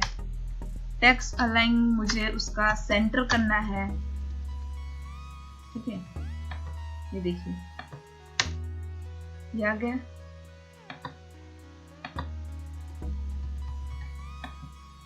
तो इस तरीके से हम कोई भी कंटेंट में जो हमें रखना है उस हिसाब से हम रख सकते हैं। यहाँ से मैं हाइट एंड विड्थ रिमूव कर लेती हूँ। देखिए, तो इस तरीके से हम हैशटैग का आईडी का यूज कर सकते हैं, खाली एलिमेंटर नहीं, यहाँ पे सिलेक्टर वो सब कुछ यूज कर सकते हैं। ठीक है, तो ये कवर हो गया इसमें टॉपिक की। इसमें आपको P टैग का यूज क्या करना है। P tag means paragraph, P means paragraph. तो उसमें टेक्स्ट कलर कैसे लेना है तो वो भी हम यहाँ से ले लेते हैं। तो ये हमारा टेक्स्ट है कि पूरे टेक्स्ट का कलर जो है, हमने वे टू टेक नॉलेज जो P टैग लिया था तो उसका कलर कैसे चेंज करना है वो अभी हमने देख लिया। और आप ये खाली वैल्यू ही नहीं, रेड लिया है, फिर आप RGB वैल्यू, हेक्साडेसिमल वैल्यू भी ले सकते हो। टेक्स्ट अलाइन आपको जैसा करना है वैसा आप अपने मुताबिक कर सकते हो, सेंटर, जस्टिफाई या फिर जो करना चाहते हो। या फिर अगर हमें यहाँ पे लेना है टेक्स्ट ट्रांसफॉर्म ले लिया हमने, कैपिटलाइज। ठीक है, हमें कैपिटलाइज करना है या कैसे करना है। तो कैपिटलाइज मीन्स क्या होता है, फर्स्ट जो यहाँ पे आएगी, अगर हम कोई भी कंटेंट लिख रहे हैं तो फर्स्ट जो लाइन है वो कैपिटल होके आती है। कैपिटल के बाद ये हमने यहाँ पे लिख दिया लोअर केस। चलिए, तो यहाँ पे आपको डिफरेंट अच्छा देखने को मिलेगा। सेव करेंगे सिंपल सा। अभी ये जो है K और ये Y दोनों कैपिटल है। ठीक है, इसको हम रिफ्रेश करते हैं। ये देखिए यहाँ पे ये दोनों के दोनों सारे के सारे लोअर केस में हो गए क्योंकि हमने ट्रांसफॉर्म क्या लिया है, लोअर केस में। अब हम यहाँ पे अपर केस ले लेते हैं। तो अब हमने अपर केस लिया है तो सारा का सारा अपर केस में हो जाना चाहिए। ये देखिए पूरा अपर केस में हो गया। तो इस तरीके से हम इसमें टेक्स्ट ट्रांसफॉर्म भी यूज कर सकते हैं। ओके, अब यहाँ पे एक और है टेक्स्ट में। टेक्स्ट की प्रॉपर्टीज हम देख रहे हैं कि इसमें कौन कौन सी प्रॉपर्टी है, कौन कौन सी वैल्यूज में हम दे सकते हैं। इंडेंट ले लेते हैं। यहाँ पे मैंने लिखा 15 पिक्सल। देखिए थोड़ा सा हटके आ जा रहा है और कुछ नहीं, ज्यादा इसमें इफेक्ट नहीं होता।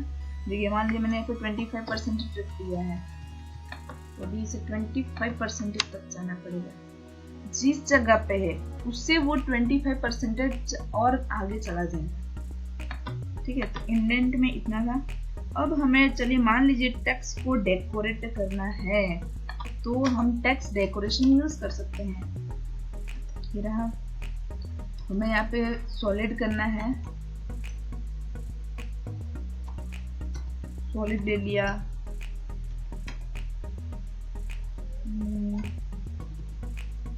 डॉटेड रख दिया और कलर रेड रख दिया।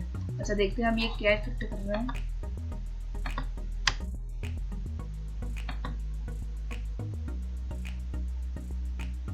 डेकोरेशन का मतलब क्या है, मतलब उसमें लाइन रख सकते हैं, जैसा आपकी मर्जी वैसा आप रख सकते हैं। ये देखिए मैंने मान लीजिए यहाँ पे अंडरलाइन लिख दिया, तो टेक्स्ट को डेकोरेट करने के लिए इसका यूज होता है। अंडरलाइन रखना है तो रख सकते हैं इसमें, या फिर ओवरलाइन रखना है, ओवरलाइन लाइन के टेक्स्ट के ऊपर लाइन रखना है, या रखना है नहीं रखना है वो हमारी मर्जी है। लाइन थ्रू भी रख सकते हैं हम।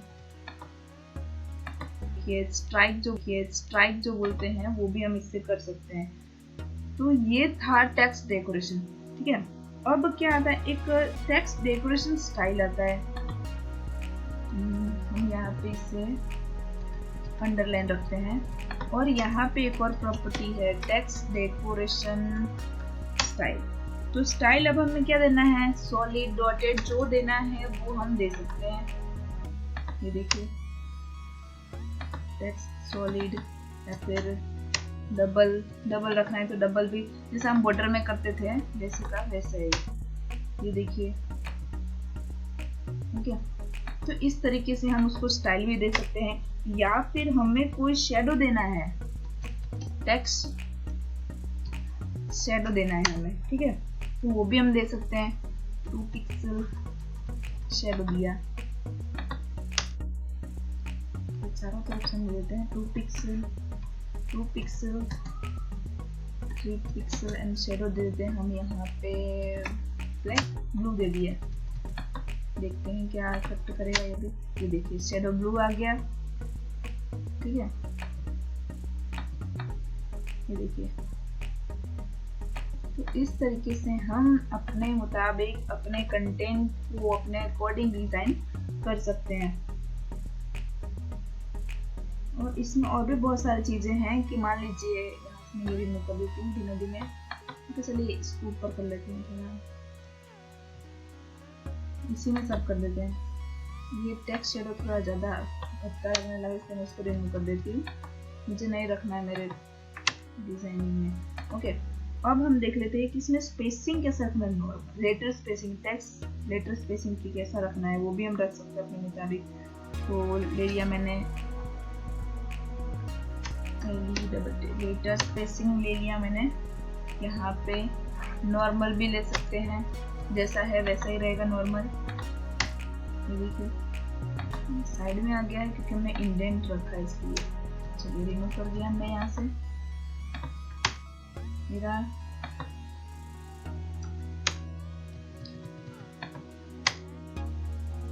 या फिर लेटर स्पेसिंग हमने रख दिया 3 पिक्सल।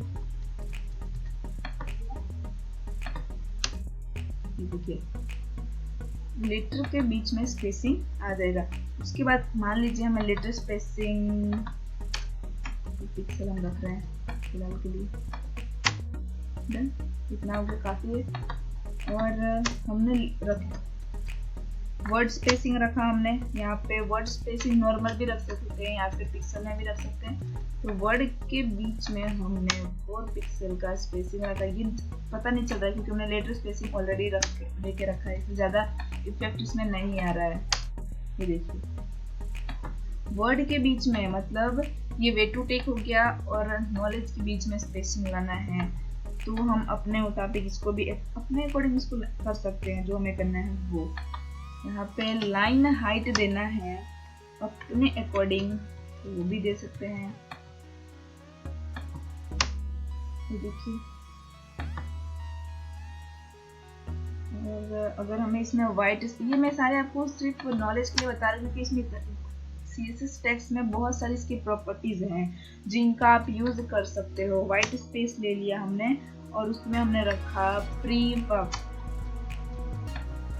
इसमें भी इसकी बहुत सारी वैल्यूज हैं उनका हम यूज कर सकते हैं।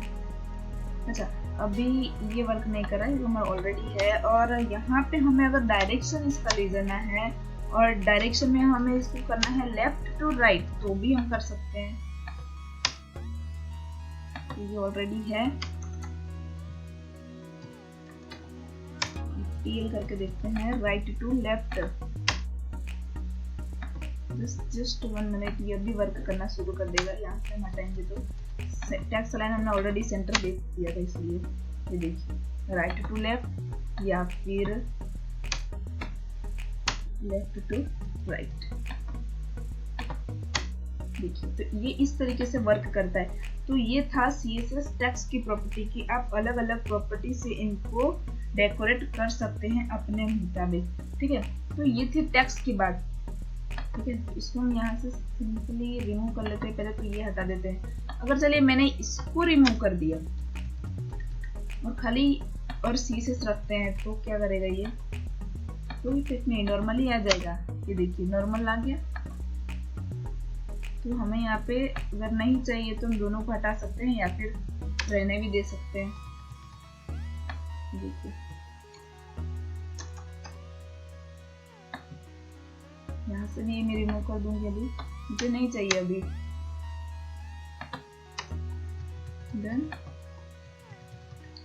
अब हम बात कर लेते हैं CSS फॉन्ट के बारे में कि फॉन्ट का क्या यूज है। तो फॉन्ट आप एक तो जेनरिक नेम या फैमिली नेम, जो भी मतलब मेरा मतलब है कि CSS फॉन्ट फैमिली आती है तो आप अपने मुताबिक फॉन्ट फैमिली यूज करते हैं ना, तो आप सेरिफ ले सकते हैं, सैंस सेरिफ ले सकते हैं, जो भी आपका मन करे, जो भी आपका फेवरेट है वो आप ले सकते हैं।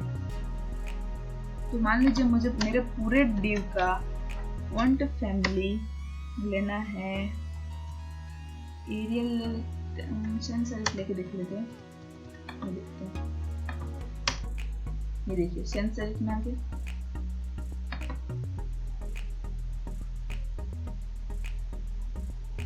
उसके बाद हमने ये देख लिया कि हमें अलग अलग फॉन्ट फैमिली ले लिया। फॉन्ट साइज हम ले सकते हैं। तो फॉन्ट साइज हमें मीडियम रखना है तो भी रख सकते हैं, फिर पिक्सल में भी ले सकते हैं सिंपल। ये मीडियम था इसलिए मीडियम आ रहा है। अगर मुझे ये फॉन्ट साइज जो है वो अलग अलग रखना है, 32 पिक्सल में रखना है तो भी हम रख सकते हैं। ये देखिए कुछ ज़्यादा ही बड़ा हो गया, इसको हम छोटा कर देते हैं, 22 का कर देते हैं। ये बहुत ज़्यादा बड़ा है, 18 का रखते हैं, ज़्यादा भद्दा दिख रहा है इसलिए इसको छोटा कर देते हैं। ये देखिए स्क्रोल आ गया हमारे।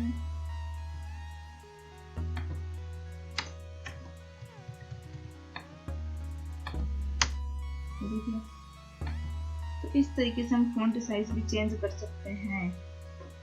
फॉन्ट साइज हम अपने EM में भी कर सकते हैं या फिर पिक्सल में भी कर सकते हैं, या फिर जेनरिक जो मीडियम रखना है, स्मॉल रखना है, उसमें भी हम कर सकते हैं। देन बात आती है फॉन्ट स्टाइल की। यहाँ पे सिर्फ बात चल रही है फॉन्ट की, बात चल रही है यहाँ पे। ठीक है, तो फॉन्ट में आपको CSS फॉन्ट की जो प्रॉपर्टी है, कौन कौन सी प्रॉपर्टी आप यूज कर सकते हैं। तो फॉन्ट स्टाइल लेते हैं यहाँ पे, सॉरी स्टाइल लेना है हमें। यहाँ पे स्टाइल ले लिया हमने।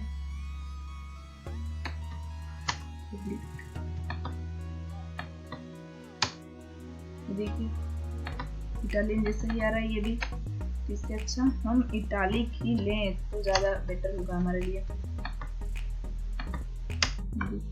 इटालिक ही था, नॉर्मल करना है तो नॉर्मल भी कर सकते हैं। ये रहा नॉर्मल हो गया।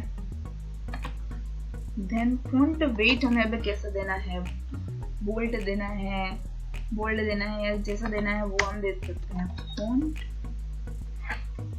वेट तो हमें यहाँ पे बोल्ड देना है तो हम वो दे सकते हैं फॉन्ट फैमिली में। तो देखिए बोल्ड हो गया। लाइटर देना है तो लाइटर भी दे सकते हैं, बट वो दिखेगा नहीं, एकदम लाइट हो जाएगा, दिखेगा नहीं अच्छे से। इससे अच्छा हम बोल्ड ही रखते हैं इसे। ठीक है, अब एक आता है लास्ट है फॉन्ट वेरिएंट। और भी बहुत सारे आप यूज कर सकते हो, ऐसा नहीं बोल रही हूँ कि इतना ही है। और भी आप गूगल पे सर्च करोगे तो आपको बहुत सारी चीजें मिलेगी। तो देखिए पूरा का पूरा स्मॉल कैप्स में आ गया। तो ये बात थी सिर्फ CSS फॉन्ट की। तो आप इनमें CSS फॉन्ट ये सारी वैल्यूज यूज कर सकते हैं। इसमें प्रॉपर्टी इतनी आती है जो आप यूज कर सकते हैं। ठीक है, ओके। अब एक और चीज हम यहाँ पे देख लेते हैं, इसमें आप लिंक कैसे दे सकते हो वो। तो CSS में डिफॉल्ट लिंक का यूज भी कर सकते हो आप। कि अगर हम लिंक लेते हैं तो एक तो आता है कि लिंक के नीचे अंडरलाइन आ जाएगा और वो ब्लू कलर का दिखेगा हमें, और जब आप उस पर विजिट करोगे तो वो पर्पल कलर का हो जाएगा। होवर करोगे तो भी उसमें इफेक्ट करता है। ठीक है, तो हम यहाँ पे लिंक डेकोरेशन भी देखेंगे, उसमें जो प्रॉपर्टीज हैं अलग अलग वो भी हम देखेंगे। बैकग्राउंड कलर कैसे चेंज करना है वो भी हम देखेंगे, और कैसे हमें लिंक करना है वो भी हम देखेंगे। तो चलिए यहाँ पे जाते हैं और पीटेक के नीचे ही वे टू टेक नॉलेज हमने जो लिया है, ठीक है, तो उसके अंदर ही हम यहाँ पे हमारे जो चैनल का है उससे हम नाम दे देंगे। तो हमें सिंपल सा यहाँ पे ए टैग यूज करना है। ए टैग के अंदर हमें लिंक दे देना है। ठीक है, तो हम गूगल पे जाएंगे और सर्च करेंगे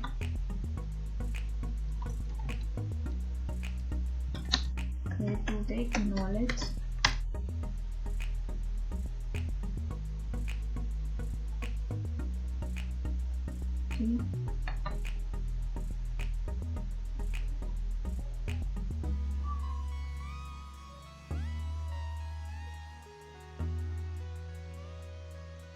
तो सिंपल सा हमें उसकी लिंक खाली देना है। तो लिंक तो हम ये भी दे सकते हैं, जो मन में आए वो हम दे सकते हैं। ये देखिए, ये मैंने लिंक दे दिया, कॉपी किया मैंने सिंपल सा, और HREF के अंदर ही हमें सारे के सारे लिंक को देना है। तो जब मैंने लिंक दिया, फिलहाल अभी यहाँ पे ये ब्लैक कलर का है क्योंकि हमने यहाँ पे इसको प्रॉपर्टीज दी है, इसलिए हम इसको रिमूव कर देते हैं अभी। देखिए ये सिंपल आ गया हमारा। एक फॉन्ट वेट रखते हैं हम खाली, ये लगा दिया। यहाँ से हम फॉन्ट वेट रख लेते हैं बोल्ड, देखिए फॉन्ट वेट रख लेते हैं बोल्ड। यहाँ पे मैंने इसको पी टैग को हमने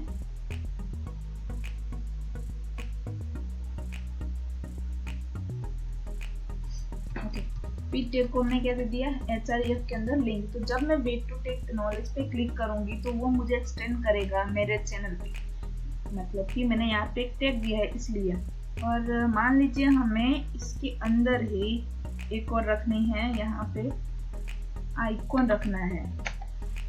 आइकॉन की बात करते हैं तो हमने अभी आइकॉन नहीं सीखा है। तो आइकॉन में हम अलग अलग क्लास दे सकते हैं, बट आइकॉन को कॉल कराने से पहले हमें उसके अंदर उसके लिंक को, फॉन्ट ऑप्शन को लिंक कराना पड़ता है। तो ये देखिए, जब मैं यहाँ पे क्लिक करूंगी तो हमें एक्सटेंड होंगे कहाँ पे, HREF के अंदर।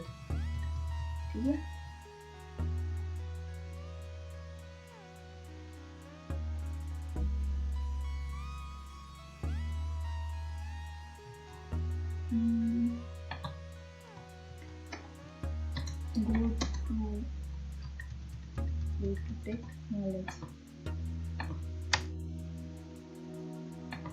ये वे टू टेक नॉलेज को मुझे ए टैग के अंदर ही लिखना पड़ेगा। ये वे टू टेक नॉलेज हो गया, तो कट करेंगे और ए टैग के अंदर हमें इसे लिखना पड़ेगा सिंपल से। ए टैग के अंदर लिख देंगे तो वो ब्लू कलर का हो जाएगा, ये देखिए। तो अब मैं जब इस पे क्लिक करूंगी ये मुझे एक्सटेंड करेगा दूसरे पेज पे, मतलब जो हमारे चैनल की लिंक है वो ये ओपन कर देगा। ठीक है, तो आप इस तरीके से लिंक दे सकते हो कि कौन कौन से लिंक देना है, या फिर हमें उसे एक्टिव रखना है या नहीं रखना है, वो भी हम पर डिपेंड है कैसे डेकोरेशन करना है। ठीक है, इसमें इसको भी हम एक्सटर्नल CSS में यूज कर सकते हैं, बट हमें जो लिंक देना है वो हम HREF के अंदर ही देंगे। ठीक है, ये था लिंक कि हमें CSS में लिंक किस टाइप से देना है। तो ये तो बात हमारे लिंक तक की होगी। अब CSS में हम देखेंगे लिस्ट कैसे क्रिएट करना है। मान लीजिए किसी सामान की लिस्ट तैयार करनी है, कि लिस्ट कैसे तैयार करना है। तो हम मान लीजिए हमने यहाँ पे ले लिया है कि एप्पल्स में फ्रूट का हम देख रहे हैं कि फ्रूट कितने हैं। तो फ्रूट के अंदर सब टाइप जो लेना है वो हमें यहाँ पे देखना है कि एप्पल हो गया, ऑरेंज हो गया, ग्रेप्स हो गया, मैंगो हो गया, बनाना हो गया। तो अलग अलग हम यहाँ पे यूज कर सकते हैं। ठीक है, तो चलिए इससे स्टार्ट करते हैं। सबसे पहले इसको रिमूव कर देते हैं हम, अभी पूरे ड्यू को ही हटा लेते हैं, पूरा ड्यू हमें अभी नहीं चाहिए। ठीक है, ड्यू हमने हटा लिया, रिफ्रेश करके देखते हैं। ओके डन, ये गायब हो गया। तो यहाँ पे अब हम क्रिएट करेंगे एक लिस्ट। तो जो हम लिस्ट तैयार करेंगे, सबसे पहले हम यहाँ पे यूएल यूज करेंगे। यूएल हमने ले लिया, उसके अंदर हम एलआई देखेंगे। ये यूएल हो गया हमारा, उसके अंदर हम एलआई, लिंक नहीं, ओनली एलआई। ये रहा, एप्पल हो गया,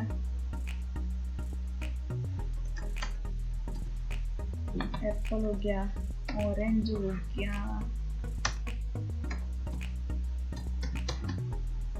ऑरेंज,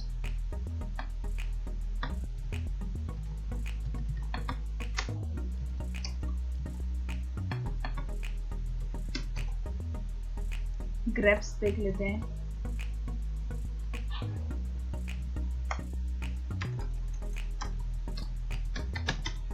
बनाना, मैंगो। अब इसे रिफ्रेश करके देखते हैं कि ये भी कहाँ पे शो कर रहा है। तो यहाँ पे बुलेट पॉइंट आ रहे हैं क्योंकि हमने यहाँ पे एलआई का यूज किया है, इसलिए। अब हम देखेंगे, अच्छा मैं आपको बता दूं, यूएल, यूएल मीन्स क्या होता है, अनऑर्डर लिस्ट, एंड उसके अंदर जो एलआई हमने यूज किया है ये अनऑर्डर लिस्ट, अनऑर्डर लिस्ट। और एलआई का मीन्स है, मतलब है लिस्ट ऑफ आइटम, मतलब लिस्ट आइटम। ठीक है, तो हमने ये देखा कि हमने ये यहाँ पे यूएल यूज किया, उसके अंदर एलआई ले लिया, तो ये सब टाइप है। अब ये जो सीएसएस में जो बुलेट पॉइंट आ रहे हैं, बुलेट्स पॉइंट आ रहे हैं, तो यहाँ पे हमें क्या देना है, सर्कल देना है, स्क्वायर देना है, डेसिमल देना है, लोअर रोमन देना है, नंबर्स देने हैं। वो हम पे डिपेंड है कि हम कौन कौन से दे सकते हैं। तो सबसे पहले हम क्या करेंगे, ये जो हमने यूएल यूज किया है यहाँ पे, तो ये जो सिलेक्टर यूज किया है उसे हम अपने एक्सटर्नल सीएसएस में ले जाएंगे। तो यहाँ से हम ये सिंपल सा जो div है इसे हटा देते हैं, हमें इसका कुछ काम नहीं है।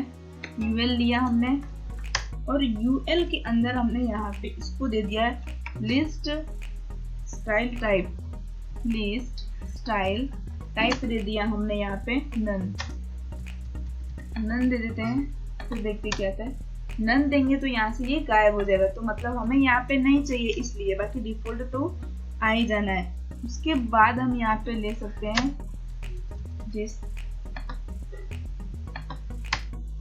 मेरा, उसके बाद हमने लिया था, हमें यहाँ पे सर्कल लेना है तो सर्कल भी ले सकते हैं हम यहाँ पे। ये देखिए सर्कल भी ले लिया। उसके बाद हमें स्क्वायर लेना है तो स्क्वायर भी हम ले सकते हैं, हमको जैसा चाहिए वैसा हम यहाँ पे यूज कर सकते हैं। ठीक है, तो ये था सिंपल सा उसमें लिस्ट बुलेट स्टाइल, कि आपको कौन सी स्टाइल में आपको लेना है वो हम अपने मुताबिक ले सकते हैं। ठीक है, अब उसकी पोजीशन हमें सेट करनी है, इनसाइड आउटसाइड, तो भी हम कर सकते हैं, हमें जैसा अच्छा लगे वैसा। तो ये हम एलआई लेते हैं यहाँ पे, पूरे एलआई को ही ले लेते हैं, एलआई ले लिया हमने। और एलआई की जो पोजीशन है तो वो लिस्ट स्टाइल पोजीशन हम यहाँ पे सेट करेंगे उसकी आउटसाइड।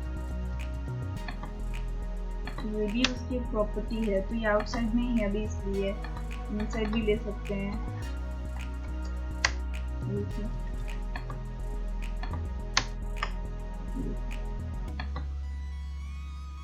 तो इस तरीके से हम इसकी प्रॉपर्टी का यूज कर सकते हैं। पोजीशन हमें जैसा सेट करना है वैसा हम कर सकते हैं। अगर हमें यहाँ पे इमेज सेट करना है तो भी हम इमेज सेट कर सकते हैं। तो हमारी इमेज की साइज बहुत लंबी है, हम यहाँ पे इमेज डाउनलोड करना पड़ेगा, इससे अच्छा है कि हम यही का यही यूज करें।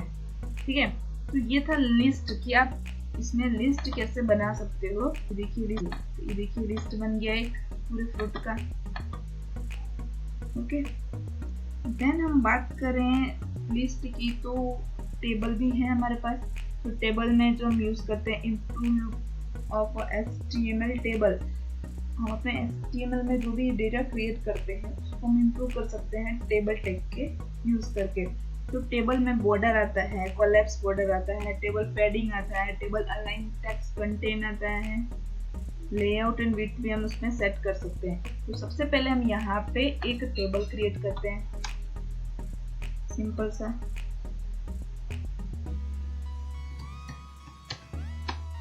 टेबल ले लिया हमने यहाँ पे और उसके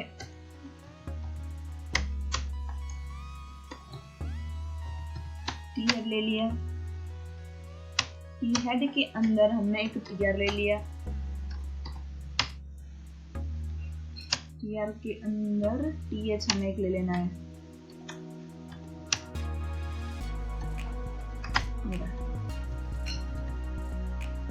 अच्छे से सेट कर देती हूँ।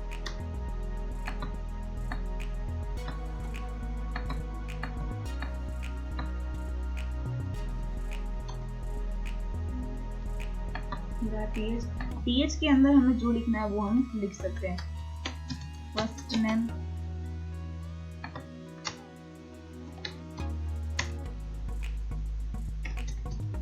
लास्ट नेम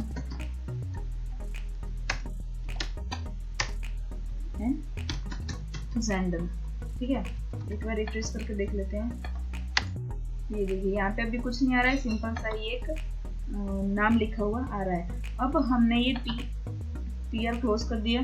टीयर क्लोज करूंगा, इसके नीचे टी बॉडी ले दिया। ये हेडिंग था इसलिए टेबल हेडिंग दे दिया था। अब हमें यहाँ पे टेबल को बॉडी देना है, तो बॉडी भी हम दे सकते हैं अपने अकॉर्डिंग। मेरा टीयर, टीयर के अंदर अब हमें देना है टेबल लिस्ट देना है, सॉरी टीडी दे रहे हैं हम यहाँ पे। ठीक है, टेबल का जो डिस्क्रिप्शन है वो हम दे सकते हैं। तो नेम में लिख देती हूँ पटेल, टीडी दे दिया हमने। यहाँ पे रिया लिख दिया और टीडी के अंदर हम उसे जेंडर दे देते हैं फीमेल। ये देखिए, तो इस तरीके से हम इसमें टेबल क्रिएट कर सकते हैं अपने अकॉर्डिंग। और उसके बाद हमें यहाँ पे हमने टेबल ले लिया। तो ये खाली एक सिंपल सा लग रहा है, कुछ इसमें टेबल जैसा दिख नहीं रहा है। तो हम यहाँ पे जो एलिमेंट्री यूज करेंगे, सेलेक्टर यूज करेंगे, वो टेबल ले लेते हैं। टेबल ले लिया हमने। उसके बाद हमें टीएच में भी वही यूज करना है और टीडी में भी वही यूज करना है, इसलिए हम उसको ले लेंगे और उससे एक सिंपल सा बॉर्डर दे देंगे 1 पिक्सल का। देन उसको सॉलिड कर लेंगे और बॉर्डर का कलर जो है वो हम ब्लैक रखेंगे। ये देखिए यहाँ पे अब ये टेबल एक क्रिएट हो गया है। और यहाँ पे हम नंबर्स ऑफ टीडी के जो डिस्क्रिप्शन है वो दे सकते हैं, जितना हमें नाम देना है। तो क्या करना है, हमें सिंपल सा टीआर को कॉपी करके यहाँ पे पेस्ट कर देना है। ये देखिए, तो इस तरीके से हम टेबल क्रिएट कर सकते हैं। उसके बाद हमें टेबल को कोलैप्स करना है तो भी कर सकते हैं। देखिए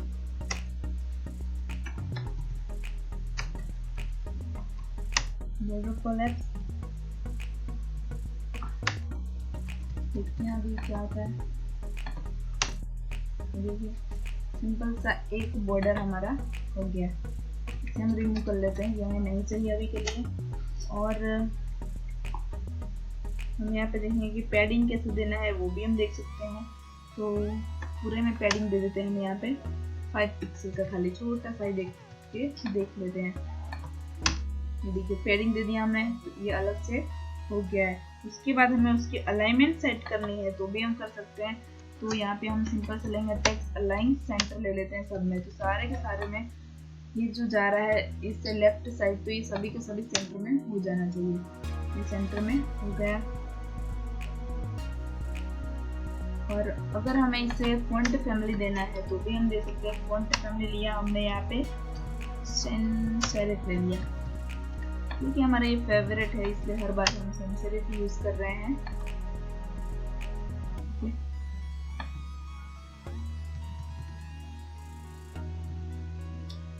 अगर बैकग्राउंड लेना है तो भी हम ले सकते हैं। इसमें बैकग्राउंड हमने ले लिया है लाइट ब्लू ले लेते हैं हम बैकग्राउंड, तो सारे में बैकग्राउंड आ जाएगा।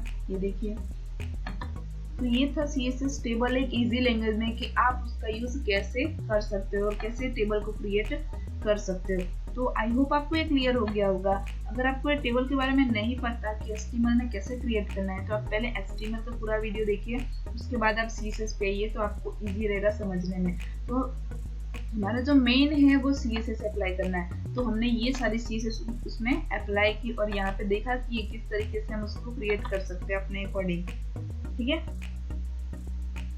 और अगर मान लीजिए हमें इसमें एक CSS आउटलाइन नाम की प्रॉपर्टी है, तो वो भी हमें देना है, तो भी हम दे सकते हैं।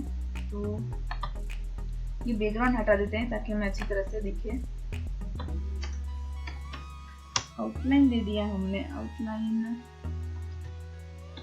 आउटलाइन स्टाइल ले लेते हैं हम यहाँ पे। चलिए देखते हैं ये वर्क करता है या नहीं तो फिर हम दूसरा लेके देखेंगे। ओके देन ये यहाँ पे वर्क कर रहा है, तो हमें आउटलाइन जो सॉलिड दी थी, जो हमें देना चाहे वो हम दे सकते हैं। वो जो कोई भी टेबल ले उसके आउटलाइन ही क्रिएट करने के लिए होता है। डैश भी दे सकते हैं,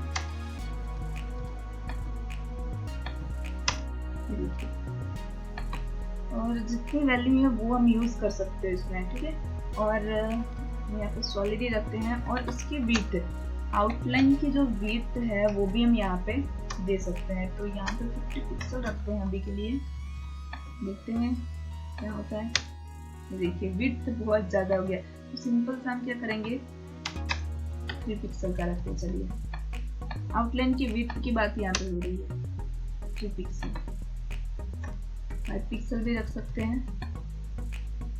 देखिए तो ये इस तरीके से हम यहाँ पे इसको आउटलाइन की विड्थ को कलर नाम भी दे सकते हैं। और यहाँ पे एक आउटलाइन कलर भी है, तो कलर हम रेड ले लेते हैं। तो हमें आउटलाइन का कलर क्या रखना है, रेड रखना है, तो भी हम रख सकते हैं। ये देखिए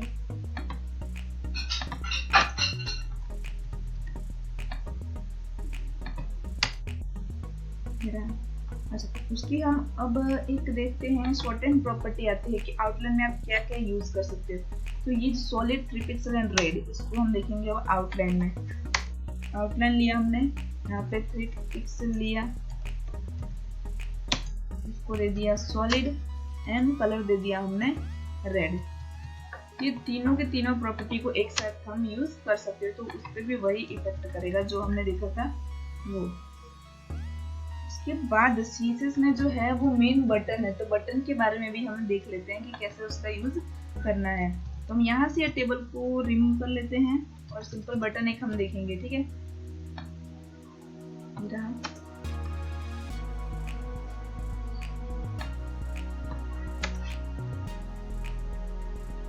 चलिए हम यहाँ पे बटन ले लेते हैं,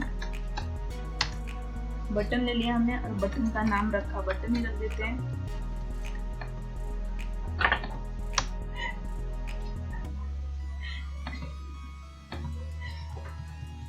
बटन लिया हमने, तो अब हम बटन में CSS अप्लाई करेंगे, सिंपल से CSS अप्लाई करेंगे यहाँ पे। तो हम बटन ही ले लेते हैं, यहाँ पे सेक्टर का नाम, नीचे आते हैं, बटन ले लिया हमने। और बटन के अंदर पहले तो हम फॉन्ट फैमिली रख देते हैं, उसमें सैंस सेरिफ रख देते हैं हमने, ठीक है। सेव करते हैं इसे, तो देखते हैं अभी बटन की फॉन्ट फैमिली चेंज नहीं हो रही।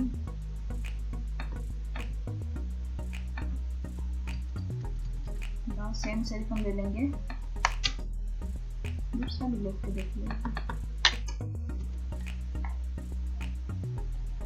मोन स्पेस लिया हमने और स्पेस ले लिया, हाँ ये थोड़ा अलग हो गया। उसके बाद फॉन्ट फैमिली है, कलर्स भी है, जो कलर्स हम अप्लाई कर सकते हैं बटन में। तो अगर हमें बैकग्राउंड का कलर चेंज करना है तो भी हम कर सकते हैं। तो बैकग्राउंड का कलर हमने रख दिया ब्लू, ठीक है। सेव करते हैं और रन करके देखते हैं, तो बहुत ही ठीक लग रहा है मुझे। स्काई ब्लू ले रहे हैं अभी, हाँ ये कुछ अब ठीक लग रहा है। और ये तो बैकग्राउंड का कलर हो गया। अब सिंपल सा टेक्स्ट का कलर हम कर देते हैं वाइट।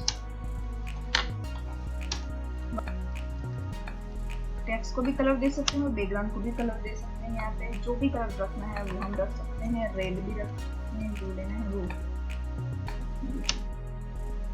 बटन तो थोड़ा जूम कर देंगे ताकि आपको अच्छी तरह से दिखे। देखिए इस तरीके से हम बटन भी ले सकते हैं। और बटन में अगर हमें बॉर्डर चाहिए तो बॉर्डर भी ले सकते हैं। देखिए यहाँ पे मैंने बॉर्डर प्रॉपर्टी रखी और उसमें रख दिया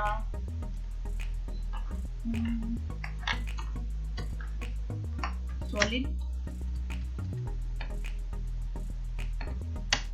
देखिए बॉर्डर में जो रखना है वो आप रख सकते हैं, वो आप पे डिपेंड है कि कौन सा बॉर्डर रखना है, कैसा नहीं। ठीक है, तो नन रखना है तो नन भी रख सकते हैं, नहीं रखना है बॉर्डर को रिमूव कर देना है तो बॉर्डर भी रिमूव कर सकते हैं हम यहाँ से। सिंपल सा एक बटन आ गया। और पैडिंग यहाँ पे इसको पैडिंग देना है, मतलब बड़ा छोटा जो करना है वो हम यहाँ से कर सकते हैं। तो यहाँ से मैं 15 पिक्सल एंड 30 पिक्सल लेके देखती हूँ क्या इफेक्ट आ रहा है इसका। देखिए बड़ा हो गया हमारा बटन। तो इस तरीके से उसमें पैडिंग भी दे सकते हैं, font family, background colour, border, padding आपको जो देना है वो दे सकते हो। साथ ही साथ आप उसको फॉन्ट साइज भी दे सकते हो, क्योंकि उसके बिना तो कैसे चलेगा। तो फॉन्ट साइज हम रखते हैं 20 पिक्सल। अब इतनी बड़ी बटन है और उसमें बटन छोटा है तो फिर कैसा लगेगा, इसलिए हम उस बटन को भी बड़ा कर सकते हैं अपने अकॉर्डिंग। ठीक है, और एक अगर आपको आउटलाइन रिमूव करना है तो भी आप कर सकते हो, ट्रांसपेरेंट कलर देना है तो भी दे सकते हो। अब जो भी आपको लेना है, आउटलाइन चलिए मैंने रखा आउटलाइन और नन दे दिया, आउटलाइन में नहीं चाहिए तो हमने तो पहले ही रिमूव कर दिया है ना। ये देखिए बॉर्डर भी नन, सब नन, डॉटेड कर देते हैं, यहाँ पे नन कर देते हैं तो अभी तो डॉटेड आ रहा है। आउटलाइन में नन होने चाहिए।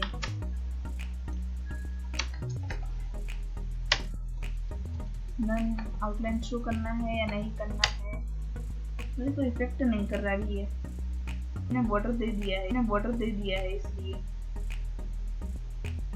यहाँ पे अगर मैं नन कर दूँ तो ये वर्क करेगा, नन में हो जाएगा, बट अभी तक कर नहीं रहा है। ओके, देन अगर राउंड कॉर्नर हमें रेडियस देना है हमारे बटन में, मेन जो है ये रेडियस, क्योंकि बटन में कोई भी जब आता है तो वो रेडियस तो जरूरी देता है। बटन बॉर्डर रेडियस देना है, रेडियस कितना देना हमें 5 पिक्सल देते खाली। राउंडेड, अभी जितना हमको रखना है उतना हम रख सकते हैं। मान लीजिए 15 रखना है तो 15 भी रख सकते हैं। देखिए तो इस तरीके से हम बटन का यूज कर सकते हैं, अपने अकॉर्डिंग जैसा हमें करना है वैसा हम कर सकते हैं। और उसमें होवर इफेक्ट डालना है तो भी हम डाल सकते हैं।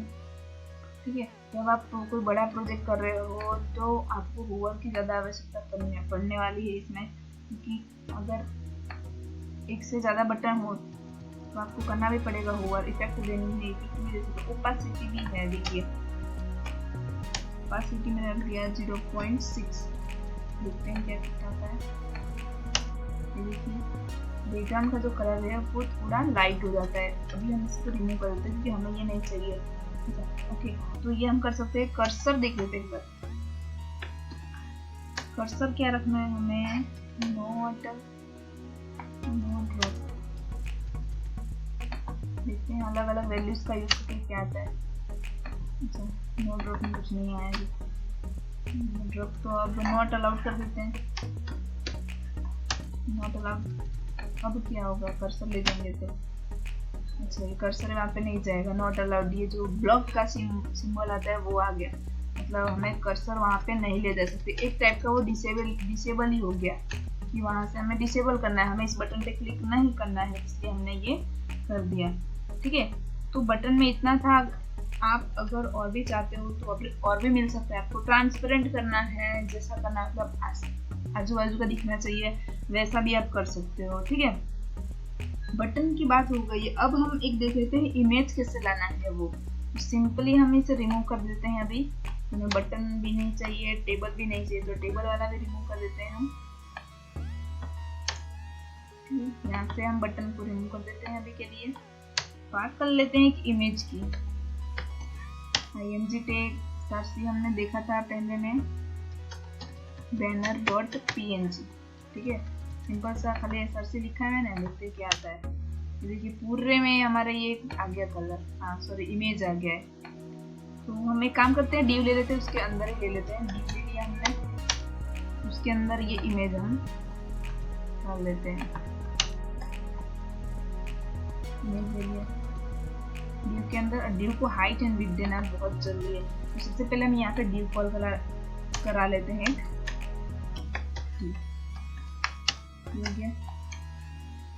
अब div के अंदर हम इस हाइट एंड विड्थ सेट कर देते हैं। हाइट रखते हैं हम 300 पिक्सल, विड्थ रखते हैं, सॉरी विंडोज में विड्थ रखना है, विड्थ रखते हैं 300 पिक्सल। कलर भी दे देते हैं स्काई ब्लू।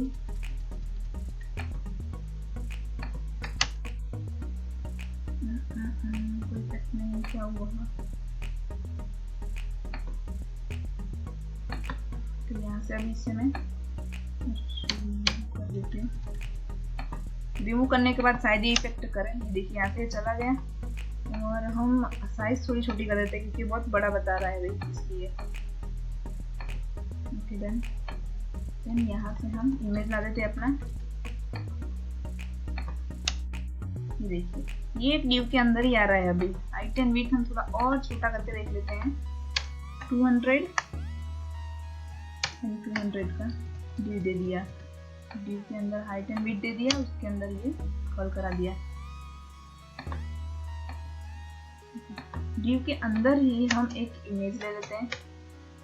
इमेज नाम का सिलेक्ट कर लेते हैं, सॉरी ये वर्क नहीं कर रहा है।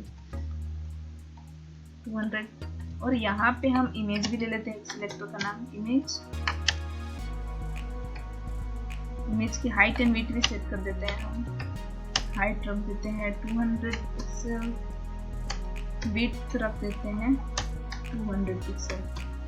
देखते हैं कि ये वर्क कर रहा है या नहीं। अभी नहीं तो हमें इनलाइन CSS यहाँ पे यूज करना पड़ेगा या फिर इंटरनल CSS।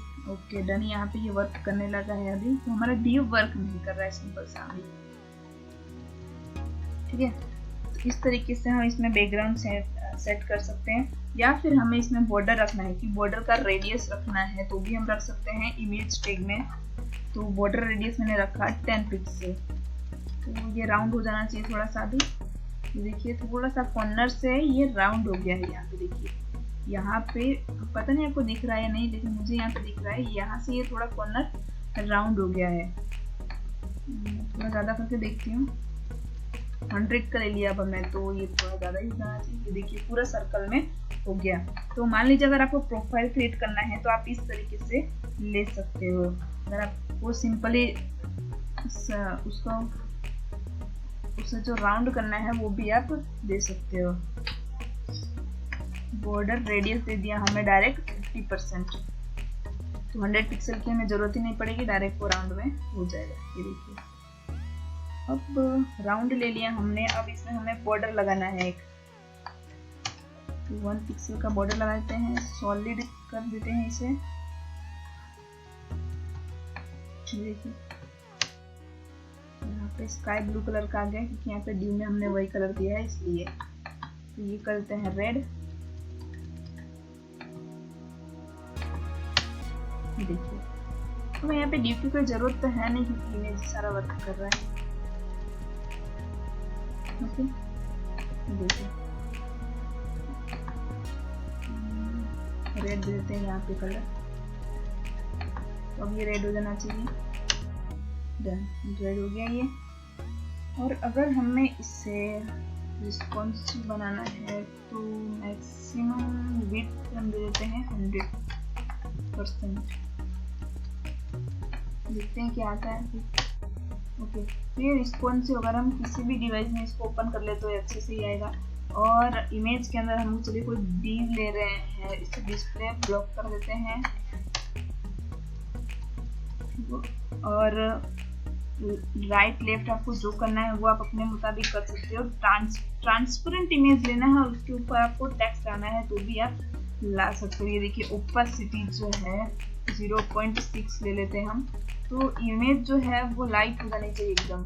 ये देखिए इस तरीके से ओपेसिटी हम सेट कर सकते हैं अपने मुताबिक, जैसा हमें रखना है वैसा हम कर सकते हैं। देखिए ना, ये तो अभी कुछ दिख ही नहीं रहा है। उसके बाद हम उसमें एक इमेज कार्ड ले लेते हैं ताकि वो अच्छे से दिखे। तो पहले हम करते हैं बॉक्स शेडो ले लेते हैं। बॉक्स शेडो ले लिया, उसके अंदर लिख दिया 0, 15 पिक्सल, 30 पिक्सल सारी तरफ से देना है हमें इसलिए। और कलर ले लेते हैं हम ब्लू। देखते हैं अभी क्या दे रहा है ये। यहाँ से ओपेसिटी हमें हटाना पड़ेगा, ऐसे हमें कुछ इमेज ही नहीं दिख रहा। ये रहा ओपेसिटी, अब आपको दिख रहा होगा, सॉरी शेडो इसका दिख रहा होगा कि हमने ब्लू लिया है इसलिए वो चारों तरफ से ये अपना शेडो दिखा रहा है। तो इस तरीके से हम इसमें कार्ड भी सेट कर सकते हैं। इमेज के अंदर फिल्टर लेना है तो फिल्टर भी ले सकते हैं। हमें मान लीजिए हमने यहाँ पे फिल्टर लिया और यहाँ ले लिया हमने 60% ले लिया। देखिए यहाँ से मुझे ये रफ शेडो हटा देती हूँ अभी के लिए, क्योंकि बहुत ज़्यादा हैवी लग रहा था इसलिए। ये देखिए तो इसका कलर कुछ अलग हो गया, कुछ अजीब सा लग रहा है। ग्राफिकल इफेक्ट देते हैं ना हम अपने कोई भी फोटो सेट करते हैं तो ग्राफिकल इमेज सेट करते हैं, उसी तरीके से इसमें आ गया है। देन हम CSS में बात करें तो और भी सारी प्रॉपर्टीज है। मैं इनकी पी टैग ले लिया, ब्लॉक लेवल एलिमेंट कैसे करना है। ठीक है, ब्लॉक लेवल क्या होता है कि सिंपल सा फुल वेट ले लेते हैं। ये बात हो रही है रिस्पॉन्सिव की, CSS में रिस्पॉन्सिव कैसे बनाना है वो। ठीक है, तो सिंपल सा हम यहाँ पे सिलेक्टर देखते हैं कि कौन कौन से और भी बहुत सारे हैं यहाँ पे सिलेक्टर। हॉरिजॉन्टली लेना है, वर्टिकली लेना है, यहाँ से हम रिमूव कर देते हैं अभी के लिए। अच्छा यहाँ पे पी टैग है एक IM पी टैग। ठीक है, तो ये बात हो गई पी टैग की। यहाँ पे CSS में और HTML में आपने पढ़ा होगा तो ये सारे एलिमेंट को कवर कर दिया हमने। तो आप HTML पहले सीखना तो ये आपको इजी रहेगा कि कौन सा क्या वर्क करता है। ठीक है, यहाँ पे एक फूटर है, फूटर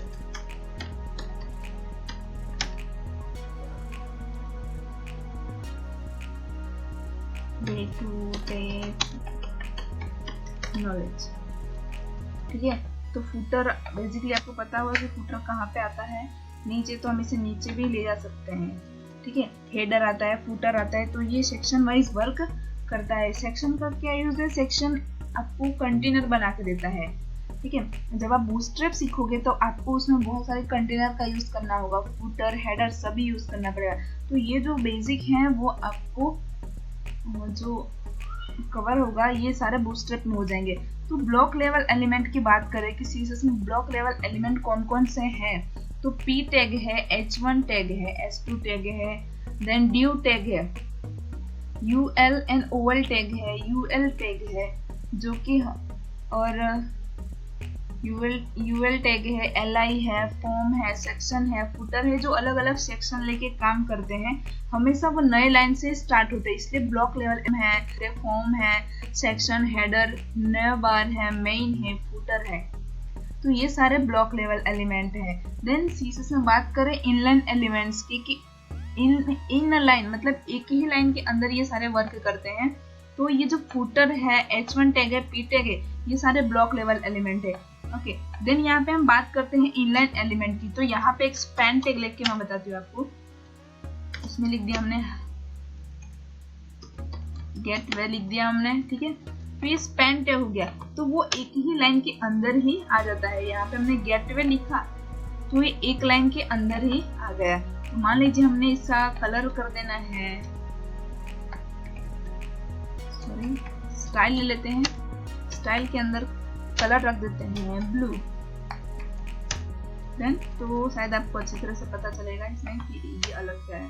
ओके, तो इनलाइन एलिमेंट क्या है कि एक ही लाइन के अंदर ही आप कर सकते हो।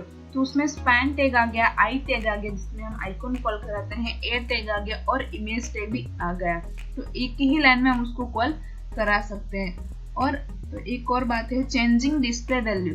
अगर आपको डिस्प्ले नहीं करना है तो इनलाइन भी कर सकते हो, ब्लॉक भी कर सकते हो उसे। ठीक है, विजिबिलिटी आप पे डिपेंड है कि आपको कैसा रखना है, हिडन या फिर जैसा। देन एक हाइट एंड विड्थ हमने देख लिया कि आपको कैसे यूज करना है। पोजीशन सेट कैसे करनी है वो भी हमने देखा। स्टैटिक है, उसमें वैल्यूज पोजीशन में जो आप वैल्यू यूज करते हैं स्टैटिक कर सकते हैं, रिलेवेंट कर सकते हैं। अब अपने मुताबिक जैसा हमको करना है वैसा हम कर सकते हैं। अलाइन की बात करें तो हमारी मर्जी होती है, उस प्रमाण से हम कर सकते हैं। मतलब कि हॉरिजॉन्टल करना है, वर्टिकल करना है। तो ये सारे एलिमेंट जो है वो CSS में आते हैं। अगर और भी बहुत सारे हैं जो आप यूज कर सकते हैं, लाइक ओपेसिटी, वो भी तो हमने ओपेसिटी देखा कि अभी ओपेसिटी क्या वर्क कर रहा है, वो हाइड कर देता है, थोड़ा थोड़ा लाइट वो कर देता है। कोई भी अगर फोटो ले रहे हैं, इमेज का यूज कर रहे हैं तो वो हाइड कर देता है। ठीक है, तो ये बात थी CSS की। अगर इसके अलावा कोई टॉपिक रह गया हो तो आप मुझे कमेंट कर सकते हो, मैं आपको अच्छी तरह से इसको कवर कर दूंगी, एक सेपरेट वीडियो बना के उनको भी कवर कर दूंगी। तो मिलते हैं नेक्स्ट ट्यूटोरियल में। Thanks for watching and guys, अगर आपको ये वीडियो अच्छी लगी तो please like, comment and subscribe करना ना भूलें। Bye bye.